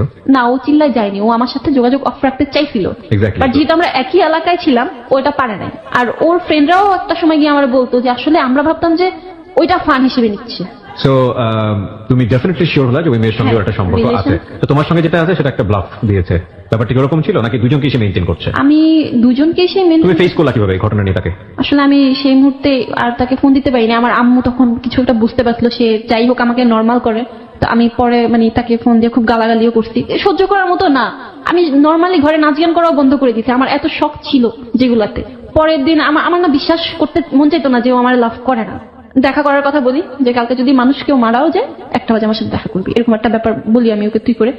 ওর গার্লফ্রেন্ডের সাথে আমার যোগাযোগ হয়েছে, আমি আবার ওর গার্লফ্রেন্ডকে মেসেজ দিছি যে আপি ছেলেটা তোমার কি হয়, বয়ফ্রেন্ড? আচ্ছা ঠিক আছে, নিচে নাম্বার নিয়ে দিয়ে দিছি, আমার নাম্বার কল দিবা, আমার আর ওর একটা ছবি দিয়ে দিছি। সে বলে কিছু জানাও না, আমি বললাম ঠিক আছে জানাবো না। সে দুজনকে, আমরা এখন 2টা মেয়ে একসাথে কথা বলতেছি, আমরা দেখতেছি যে ও ওকে কি বলতেছে, ও আমাকে কি বলতেছে, আমরা মানে একটা ছেলে 2টা মেয়েকে কিভাবে মেইনটেইন করতেছে এটা আমি দেখতেছি। মানে একটা জিনিস খুব জেলাসি যে আমি ওর এত লাভ করি, যখন ওর ওই গার্লফ্রেন্ড বলে থাক ওকে কিছু বইলো না, ওর বুকে ব্যথা করতেছে, ওদের বুঝতে পারছে। মানে অনেস্টলি যে আমার মন চেয়েছিল যে যতই ভালো ব্যবহার করে তোমার গলাটা ড্রাইভার ধরেছে, তোমার কি আমার থেকে বেশি চিন্তা ওর? তো ও বোধহয় মেয়েটাকে এমন ভাবে ম্যানেজ করছে যে দেখা করাই যাবে না। জয়া মেয়েটা অনেক খারাপ, সে আস্তে আস্তে সাইড কাটতে থাকে। আমি তাকে ডেকে নিয়ে একটা সময় কোরআন শরীফ ধরাই, কারণ তার মধ্যে আমাকে নিয়ে অনেক ডাউট ছিল যে আমি ওর সাথে যখন রিলেশন হয়েছে আমি ভার্জিন ছিলাম না, ও থাকা অবস্থায় আমি অনেকগুলো রিলেশন করছি। তাই আমি বলছি তুমি কোরআন শরীফ ধরে বলবা যে তুমি আমাকে ভালোবাসো নাকি না, আর আমিও কোরআন শরীফ ধরে বলবো যে আমি তোমার সাথে থাকা অবস্থায় কি ছিলাম আর কি ছিলাম না। তো কোরআন শরীফ ধরতে পারে না, তো বলতে সেটা ভিতরে রাখো, মানে ধরবে না। আমি আসলে অন্য কারোর সাথে রিলেশন ওইভাবে ইনভলভ হইনি, আমি তোমারই লাভ করতাম, এটা আমি বলতে পারছি, বাট ও কোরআন শরীফ ধরে বলতে পারেনি। একটা পর্যায়ে বলে যে আগে লাভ করতাম এখন করি না, এক পর্যায়ে বলে দেয়, হ্যাঁ এটা বলে দেয়। তো তখন সে আমাকে বলে মারো থাপড়াও। তো তখন হচ্ছে এরকম একটা সিচুয়েশন যে মারো থাপড়াও বললেও আসে না। তো পরে আমি নিজেরা শক্ত করার চেষ্টা করি, শক্ত করতে গিয়ে এত উইক হয়ে পড়ছি, খেতে পারতাম না, খেতে গেলে আমার বমি চলে আসতো যে এত ভালোবাসছি বা একটা ছেলে আমার লাইফে এভাবে আসছিল, আমি কল্পনা করতে পারতাম না যে আমার হাজবেন্ড ও ছাড়া কেউ। ইভেন মেয়েটার কাছে যখন আমি ওদের কথা শুনতাম আমার কেমন জানি লাগতো। আমি ওকে বলছি আমাদের ছেলে হইলে নাম রাফি, ও ফৌজিয়াকে এক্সপ্লেন করছে যে ওর একটা ভালো নাম আছে র দিয়ে, হ্যাঁ, তো আমার নামের র আর তোমার ফৌজিয়ার ফ, হ্যাঁ, আমাদের ছেলে নাম হবে রাফি। আমার কথাগুলো এক্সপ্লেন করতো, মানে আমার না পুরোটা জুড়ে আমি কখনো চিন্তা করি না যে আমার লাইফে সেকেন্ড কোনো ছেলে আসতে পারে, কোনো ছেলের সাথে আমার এরকম কিছু হইতে পারে। তখন বোধহয় আমার আম্মু বুঝছে যে আমি একটা রিলেশনশিপে ছিলাম। এর মাঝখানে ওর জন্য আমি এত ডেসপারেট হয়ে গেছিলাম যে আমি হাতের মধ্যে কেটে নামও লিখছি, আমার পায়ের মধ্যে ওর নাম লেখা ছিল। তো জানি না ওর সাথে কি হয়েছিল, বলতেছিল ব্যাক করবো, বাট আমি এত কষ্টে ছিলাম, আমি বলছি যে না আমি ব্যাক করবো না। মানে আমার কথা হচ্ছে আমি তো তোমার ছেড়ে জানি, আমি ব্যাক করবো এটা কেমন কথা। আমি তখন একটু আশা পাইছি, বাট পরে দেখলাম যে না, ওর এত ইগো, মানে পারতেছিলাম না। পরে একটা সময় স্লিপিং পিল খাই, তখন আমি আবার ফেসবুক আইডি যে খুঁজছি, ফেক আইডি, তারপর ছবি দিচ্ছি একটা, ওটা আবার ভাইয়ের কাছে ধরা খাই, বাসায় আরেকটা ঝামেলা হয়, মারটার খাই। একই তো এটার উপর ছিলাম, তার উপর আরো নিতে না পারে। আমার মনে হচ্ছিল যে আমি কি করবো, আমি চাইলে ওর ফ্যামিলিতে যাইতে পারতাম, ওর মাকে বলতে পারতাম যে এগুলা হয়েছে, তো ও কি হবে ইনফ্যাক্ট ফ্যামিলিতে কালার খাবে, আমি ফ্যামিলিতে কালার খাবো, ফিউচারে যদি বিয়েও হয় 10টা মানুষ আমাকে অনেক কথা যে বলবে। মানুষটা তোমাকে চাচ্ছি না, হ্যাঁ। তুমি বিয়ে করে তাকে কি করবে? আমার মাথায় এটা আসতেছিল যে ও তোমার লাভ করে না, বলে আমি জানছি যে ওই মেয়েটার সাথে ওর ফিজিক্যাল রিলেশন ছিল, জানছি যে না, তারপরেও বলছি যে যা হয়েছে। You take some sleeping pill, মানে সুইসাইড করার জন্য? হ্যাঁ, আমি কতগুলো নাও? 10টা থেকে 15টা। 10 থেকে 15টা তুমি রাতের বেলা খেয়ে যাও মরে যাওয়ার জন্য। প্রিয় শ্রোতা, আমরা এখানে একটা ছোট্ট বিরতি নিতে চাই। যারা এখানে জীবনের গল্প বলতে চান তারা প্লিজ আমাদেরকে ফোন করবেন। আমাদের ফোন নম্বরটি হচ্ছে 09613892892। আমি আবারও বলছি 09613892892। ওকে জয়, আমরা যেখানটায় ছিলাম। তো তারপর আমি আসলে স্লিপিং পিল খাওয়ার চিন্তাটা করেই ফেলি। অবশ্য সেদিন আমার সেই ফ্রেন্ড টয়া আমাকে অনেকটা চেষ্টা করছে যে এগুলা থেকে বের করে আনার। আমি অনেক রাত পর্যন্ত রাগ করে বাইরেও ছিলাম, বাট লাস্টলি আমি খাই আসলে। বাট আমার ফ্রেন্ডরা বিশ্বাসও করতে পারেনি। যখন আমি হসপিটালে, তখন আর কি ওরা বুঝে যে আসলে আমি খাইছি, বা 3 দিন আমার কোনো সেন্স ছিল না। আমি, এটা ছিল বোধহয় সেপ্টেম্বরের 9 তারিখ, আর সেপ্টেম্বরের 11 তারিখ কি 12 তারিখ আমি যখন চোখ মেলে তাকাইতেছি, তখন আমার ফিলটা এমন ছিল যে আমি মরে গেছি, আমি বোধহয় এখন মানে যা খুশি তাই করতে পারবো, এরকম একটা ব্যাপার নিয়ে চোখ মেলতে গিয়ে দেখি যে না, আসলে আমি বেঁচে গেছি। তারপরও সুমনের কোনো ফিল ছিল না, সে বিশ্বাস করে নাই, বলতেছে যে এগুলো ঢং। ফাইন, এখন সে ঢং বলুক আর যাই বলুক, আমার এগুলো আসতেছে না। টোটালি হাফ মেন্টাল হয়ে গেছিলাম, কিছু মনে থাকে না। সামনে এসএসসি সব গেছে, তারপর আমার ফ্রেন্ডটা অনেক সাপোর্ট করে, আমি এসএসসিটা দেই। এসএসসি রেজাল্টটা খুব খারাপ হয়। এর মধ্যে আমি আবার একটা কাজ করি, যেহেতু ও আমাকে কষ্ট দিয়েছে, আমার সাথে রিলেশন থাকা অবস্থায় ও মানে আরেকটা রিলেশন করছে, তাও আবার পুরো একটা বছর আমি তাকে ধরতেই পারি নাই, তার সাথে ফিজিক্যাল রিলেশনও ছিল। সে বলে যে ও তাকেই ভালোবাসে। তা আমার মধ্যে একটা জিনিস কাজ করলো যে ও যদি আমার কাছে ব্যাক করার মনোভাব থাকেও, ওর একটা ফ্রেন্ড আমাকে বলতেছিল যে আমাদের সবসময় ক্যাচ আপ করাই দিত, যে অনেক রিলেশন আমি এরকম দেখছি যে 1 বছর পর ক্যাচ আপ হয়, তোমাদের রিলেশনটা অনেক স্ট্রং হয়ে যাবে। তখন আমার মাইন্ড এতটাই বিগড়ে গেছে যে আমার চিন্তা হচ্ছিল যে আমি ওকে কিভাবে কষ্ট দিব। তখন ওর এই ফ্রেন্ডটার সাথে আমি রেগুলার কথা বলতে থাকি। একটা পর্যায়ে গিয়ে সে আর কি মানে আমার সাথে এতটা ক্লোজ হয়ে যায় যে we are like in a relationship. আমি তাকে লাভ ইউ বলতেছি না, সে আমাকে লাভ ইউ বলতেছে না, বাট আমরা খুব বেশি ক্লোজ হয়ে গেছি। এন্ড একটা পর্যায়ে গিয়ে আমি সেম একটা ফিজিক্যাল রিলেশন আমার সাথে ছিল, প্লাস ওর ফ্রেন্ডেরও সাথে ছিল, করি। বিকজ আমার মাথায় ছিল যদি আমার কাছে ব্যাক করে, ও যদি একটা মেয়ের সাথে এত কিছু করার পর আমি ওকে লাভ করে ওকে চাইতে পারি, ও যদি আমার কাছে ব্যাক করে, ও এটা মাথায় রেখেই ব্যাক করবে যে হ্যাঁ আমিও অন্য একটা ছেলের সাথে করছি। একটা পর্যায়ে এটা বেরো হয়ে যায়, বাট আসলে ওরকম কোনো ফায়দা হয় না। মানে তুমি যেটা করো রিভেঞ্জ নেওয়ার জন্য, সামহাউ ওকে কষ্ট দেওয়ার জন্য এটা করো, কিন্তু আলটিমেটলি এটা কোনো রেজাল্ট হয় না। তারপর এটা ওদের মধ্যে জানাজানি হলো, ওদের ফ্রেন্ডসদের মধ্যে একটা সমস্যা হইলো। আমি বুঝলাম যে সুমন, তারপর ওর ফ্রেন্ড, ওদের মধ্যে একটা ঝামেলা বাজাবাজি হয়ে গেছে। বাট আলটিমেটলি ওর ফ্রেন্ডের সাথে আমার এটা কোনো রিলেশনশিপ ছিল না, আর ও আমার কাছে ব্যাক করে নাই। চ্যাপ্টারটা আমি টোটালি বাদে দিয়ে দিয়েছি। ওর প্রতি মনেটা মানে টানটা থাকলেও ওই যে একটা শখ ছিল নাচ গান করবো, বা মানে একটা মিডিয়াতে কাজ করব, নিজেকে হিরোইন পর্যায়ে দেখবো, বা ভালো, মানে এই স্বপ্নগুলো না খুব কাজ করতে থাকে তখন। মানে যখন তুমি এই ব্রেকআপে ছিলে? হ্যাঁ। ওকে। এবং আমি দেখলাম যে আমি সুইসাইড করতে আমি চলেই গেলাম। আচ্ছা, এমন যদি হয় যে নাচ গান করা পাপ, আমি যদি সুইসাইড করে মারা যাই ডিপ্রেশনে, তাহলে তো ওইটা সবচেয়ে বড় পাপ হবে। তাহলে আমি একটা কাজ করি, আমি না মরি, আমি আমার স্বপ্নগুলোই পূরণ করি, এরকম একটা ব্যাপার ভিতরে কাজ করি যে এখানে তো কম পাপ হচ্ছে, তাহলে আমি মরে গেলে তো দোজক ছাড়া কোনো উপায় নেই। তো তখন আমার মনে হয় যে না, আমি নক করি, আমি ফেসবুকে খোঁজ করতে থাকি কার সাথে কোথায় কিভাবে মানে ইয়ে করা যায়। তবে আমি জানি না যে আমি আসলে প্রপার কাউকে পাইছি কিনা, বিকজ এরপর দেখা যায় যে আমি যার সাথে এই ব্যাপারে কথা বলি যে মিডিয়াতে আসতে চাই বা মিডিয়াতে কাজ করতে চাই, সবার মধ্যে এই ডিমান্ডটা থাকে যে তুমি সেক্স করো, তোমাকে একটা ফটোশুট করে দিব, তুমি সেক্স করো, তোমাকে একটা চান্স দিব, তুমি সেক্স করো। ইভেন এমন প্রপোজালও পাইছি যে খুব ভালো এবং নাম করা নির্মাতা, হয়তো নাম বললে অনেকে চিনবেন, সে এরকম বলতে যাচ্ছে না তোমার বাসাটা কোথায়, এখানে তোমার বাসার কাছাকাছি বাসাটা নেই, আমরা রেগুলার একটা রিলেশনের মধ্যে থাকবো। তো এরকম করে একটা সময় আসলে অ্যাভয়েড করতে করতে করতে করতে আমি না মানে একটা একটা শুটের জন্য হঠাৎ করে একটা মডেল এজেন্সিতে আমি ফেসে গেছি, যে আসলে ফেসে যাওয়া বলতে মানে এই জিনিসগুলো তুমি তো প্রথম দিকে অ্যাভয়েড করতে, হ্যাঁ, যে না, মানে- আমি এই নৈতিক অধপতনে গিয়ে আমি কাজগুলো করবো। হ্যাঁ। ওকে, ফেসে গেছি বলতে আমাকে হচ্ছে নিয়ে যাওয়া হয়, আমি আর আমার ফ্রেন্ড যেতাম, তো তখন হচ্ছে আমি আমার ফ্যামিলির বাধা থেকে অনেকটা বের হয়ে আসছি, অনেক ডিপ্রেশন যাই হোক তারাও ওই ইনসিডেন্টের পরে অনেকটা ছাড় দিচ্ছে। তো তারপর হচ্ছে যে সেদিন একজন মোটামুটি বয়স্ক একজন লোক থাকে, তো আমাদের দুই ফ্রেন্ডকে কোনোভাবে দুজনের প্রতি উগরানোর চেষ্টা করা হয়, বাট আমরা তো এক ছিলাম। আমার ফ্রেন্ডকে আলাদা রুমে নিয়ে যাওয়া হয় অ্যান্ড ডোর লক করে দেওয়ার পর বুঝতে পারি যে লোকটা আমার সাথে এরকম কিছু একটা রিলেশনশিপ করবে অর সামথিং। তো এটা ছিল আমার ফার্স্ট টাইম আমি মানে এরকম আউট কারোর সাথে, আমার ইচ্ছা ছিল না, আমি ওই রুমটার ওয়াশরুমে গিয়ে দরজা লাগাই অ্যান্ড দেন প্রায় আধা ঘন্টা পরে বের হই, যখন আর কি সে আমার সাথে কিছু করতে পারে না। এমন করে প্রায় আমি কলেজে যখন উঠে যাই, তো এখানে একটা প্লাস পয়েন্ট আছে যে আমি এরকম কিছু কিছু প্রবলেমে পড়ে লাইক এটা পেলে আমি কলেজ লাইফটা একটু বিজি হয়ে পড়ি। এই কলেজ লাইফে আমি কিছু ভালো ফ্রেন্ড পাইছি, আমি কলেজের নামটা মেনশন করবো না, যে আমি কলেজে আড্ডা দেওয়া বা আমি ছেলেদের সাথে নর্মালি মিশতে পারি। আগে আমার কাছে এটা খুব বড় কিছু ছিল যে আমি একটা ছেলে ফ্রেন্ড থাকবে, আমার একটা ছেলের সাথে মিশতে পারবো। তো তারপর আবার ফার্স্ট ইয়ারটা যখন শেষের দিকে ভালোই ছিল, ভালোই কাটতেছিল, তখন আবার আমার মিডিয়ার লোকদের সাথে কথা বলতে বলতে এখন আমি দেখতো যে আমি আসলে দেখতেছি যে এই জিনিসটা ছাড়া আমি পারতেছি না। দুই একজন আছে মানে যারা মানে হয়তো বলতে হ্যাঁ আমি দুই একটা কাজ করছি, ওগুলো হয়তো মেনশন করে বলবো না, বাট বেশিরভাগই এই ধরনের প্রপোজাল দিতে থাকে। একটা পর্যায়ে আমি ইনভলভ হয়ে যাই। সামহাও তুমি মিডিয়ার এই ধরনের লোকজনের সঙ্গে ইনভলভ হয়ে যাও, এন্ড ইনভলভ হয়ে যাও মানে বুঝতে পারছি যেটা যে তুমি এই ধরনের কাজে জড়িয়ে পড়ো। ফায়দা কিছু হয়েছে তোমার এই কাজের বিনিময়ে? না, actually that was my question actually. যারাই কাজগুলো দিয়ে তোমাকে দিয়ে করাচ্ছে, তুমি যার কাছে মিশতেছো তারা কোনো তোমাকে কোনো কিছু প্রুফ দেয়নি? এবং কি আমি কিছুদিন পরে এটাও আবিষ্কার করি যে আমাকে বলতো যে দেয়ার ক্লায়েন্ট, তুমি করলে তুমি কাজটা পাবে। লাস্টলি আমি দেখি যে আসলে তারা না মডেল এজেন্সি না একটা মানে বিজনেস করতেছে, লাইক তারা আমাকে বলতেছে যে এটা হচ্ছে হ্যান ত্যানের ত্যান, তুমি এর সাথে করলে তুমি এই কাজটা পাবা। তো আমাকে দিয়ে এটা করাচ্ছে, তো আমি আমার এখানে কিন্তু আমি কাজটাও পাচ্ছি না, এমন না যে আমাকে কোনো টাকা দিতেছে, কিন্তু দে মানে গেট মানে কি বলবো একটা Money. হ্যাঁ মানি, খুব বড় একটা অ্যামাউন্ট মানি পাচ্ছে। মানে তারা আমাকে দিয়ে একটা বিজনেস করতেছে, বাট আমি এটা বুঝতে পারতেছি না। আমি এটা বুঝতে পারছি, বাট একটা এমন টাইমে গিয়ে বুঝতে পারছি যখন আমি এটার সাথে খুব ভালোভাবে ইনভলভ হয়ে গেছি, যে আমি এখন আর এটা মানে এখন আমি করতেছি। লাইক একটা সময় আমি যেমন ছিলাম যে এটা আমার কাছে অনেক বড় কিছু, এখন আমি করতেছি আমার নিজের থেকেও করতেছি, দেখা যাচ্ছে মানে আমি এটা এখন আমার কাছে কোনো ম্যাটার করতেছে না যে আমি বিয়ের আগে করতেছি কেমন যেন। তারপর মনের মধ্যে মানুষের শখ থাকে, ইচ্ছা থাকে, ইচ্ছাটা ভিতরে আসে, বাট এইরকম this is your present life, right? হ্যাঁ। ফাইন, আমি এক মিনিট একটু সামারি করতে চাই। একটা ছোট্ট বাচ্চা ছোট্ট একটা স্বপ্ন নিয়ে দুনিয়াতে আসে। ক্লাস 4-এ যখন তার মেইন স্ট্রিমটা হলো, ওই সময়টাতে সামাজিক বলেন, পারিবারিক বলেন, স্কুলে বলেন, সবকিছুতেই একটা অন্য রকমের পরিবেশ, যেটা তাকে এক ধরনের অচ্ছুত বানিয়ে ফেললো। এবং এই ঘটনা দুর্ঘটনায় রূপান্তরিত হলো, তাকে স্কুল ছাড়তে হলো।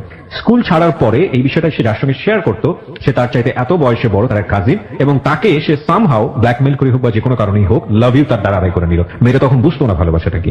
ইন দ্য মিন টাইম সে একটা ছেলের প্রেমে পড়ে, এবং ছেলের প্রেমে পড়ার পরে বুঝতে পারে যে তার কাজিনের সঙ্গে যে সম্পর্ক সেটা আসলে লাভ না, সেটা এক ধরনের ব্ল্যাকমেইল। এবং তার কাজিনকে সে না বললো, এবং কাজিন তাকে তার বিনিময়ে যে রিটার্নটা দিল সেটা তার লাভের সম্পর্কের মধ্যে সন্দেহ তৈরি করলো।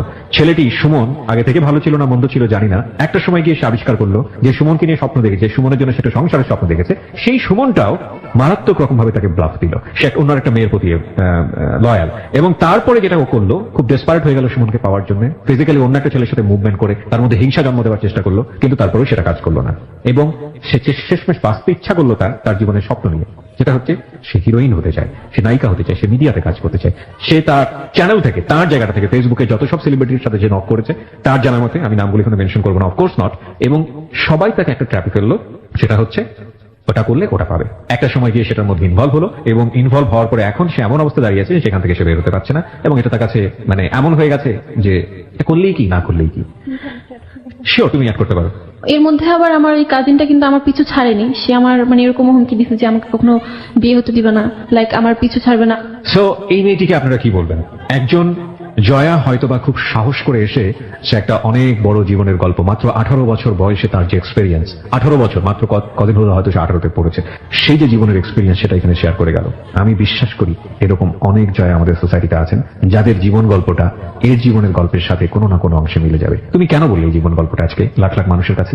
আসলে আমার ভিতরে ব্যাপারটা জমে থাকতো, আমি সবসময় এই প্রোগ্রামটা শুনতাম, আমার মনে হতো যে আমি বলবো, বাট আমার মতো অনেক মেয়েরা আছে হয়তো আমার আশেপাশেই আছে, সে হয়তো আমার কাছে বলবে না বা আমি হয়তো তার কাছে শেয়ার করবো না, বাট এই জায়গায় এসে না অনেক কিছু বলা যায়। শুধু মনটাকে হালকা করার জন্য হ্যাঁ। এসছো। তোমার মনটা হালকা কতটুকু হয়েছে জানি না, কিন্তু আজকের এই গল্প যারা সত্যিকার অর্থেই মানুষ, যারা সত্যিকার অর্থে একজন মানুষকে মানুষের চোখে দেখেন, যারা সত্যিকার অর্থে একজন নারীকে সম্মানের চোখে দেখেন, তাদের জন্য এই জীবন গল্পটা অনেক বড় শিক্ষণীয়, অনেক বড় পাথেয় হবে। প্রিয় শ্রোতা, আমরা স্যালুট জানাতে চাই এই জয়াকে এবং একই সাথে বাংলাদেশের সমস্ত জয়াদেরকে যারা এতটা স্যাক্রিফাইস করেও একটা সুন্দর জীবনের স্বপ্ন দেখেন।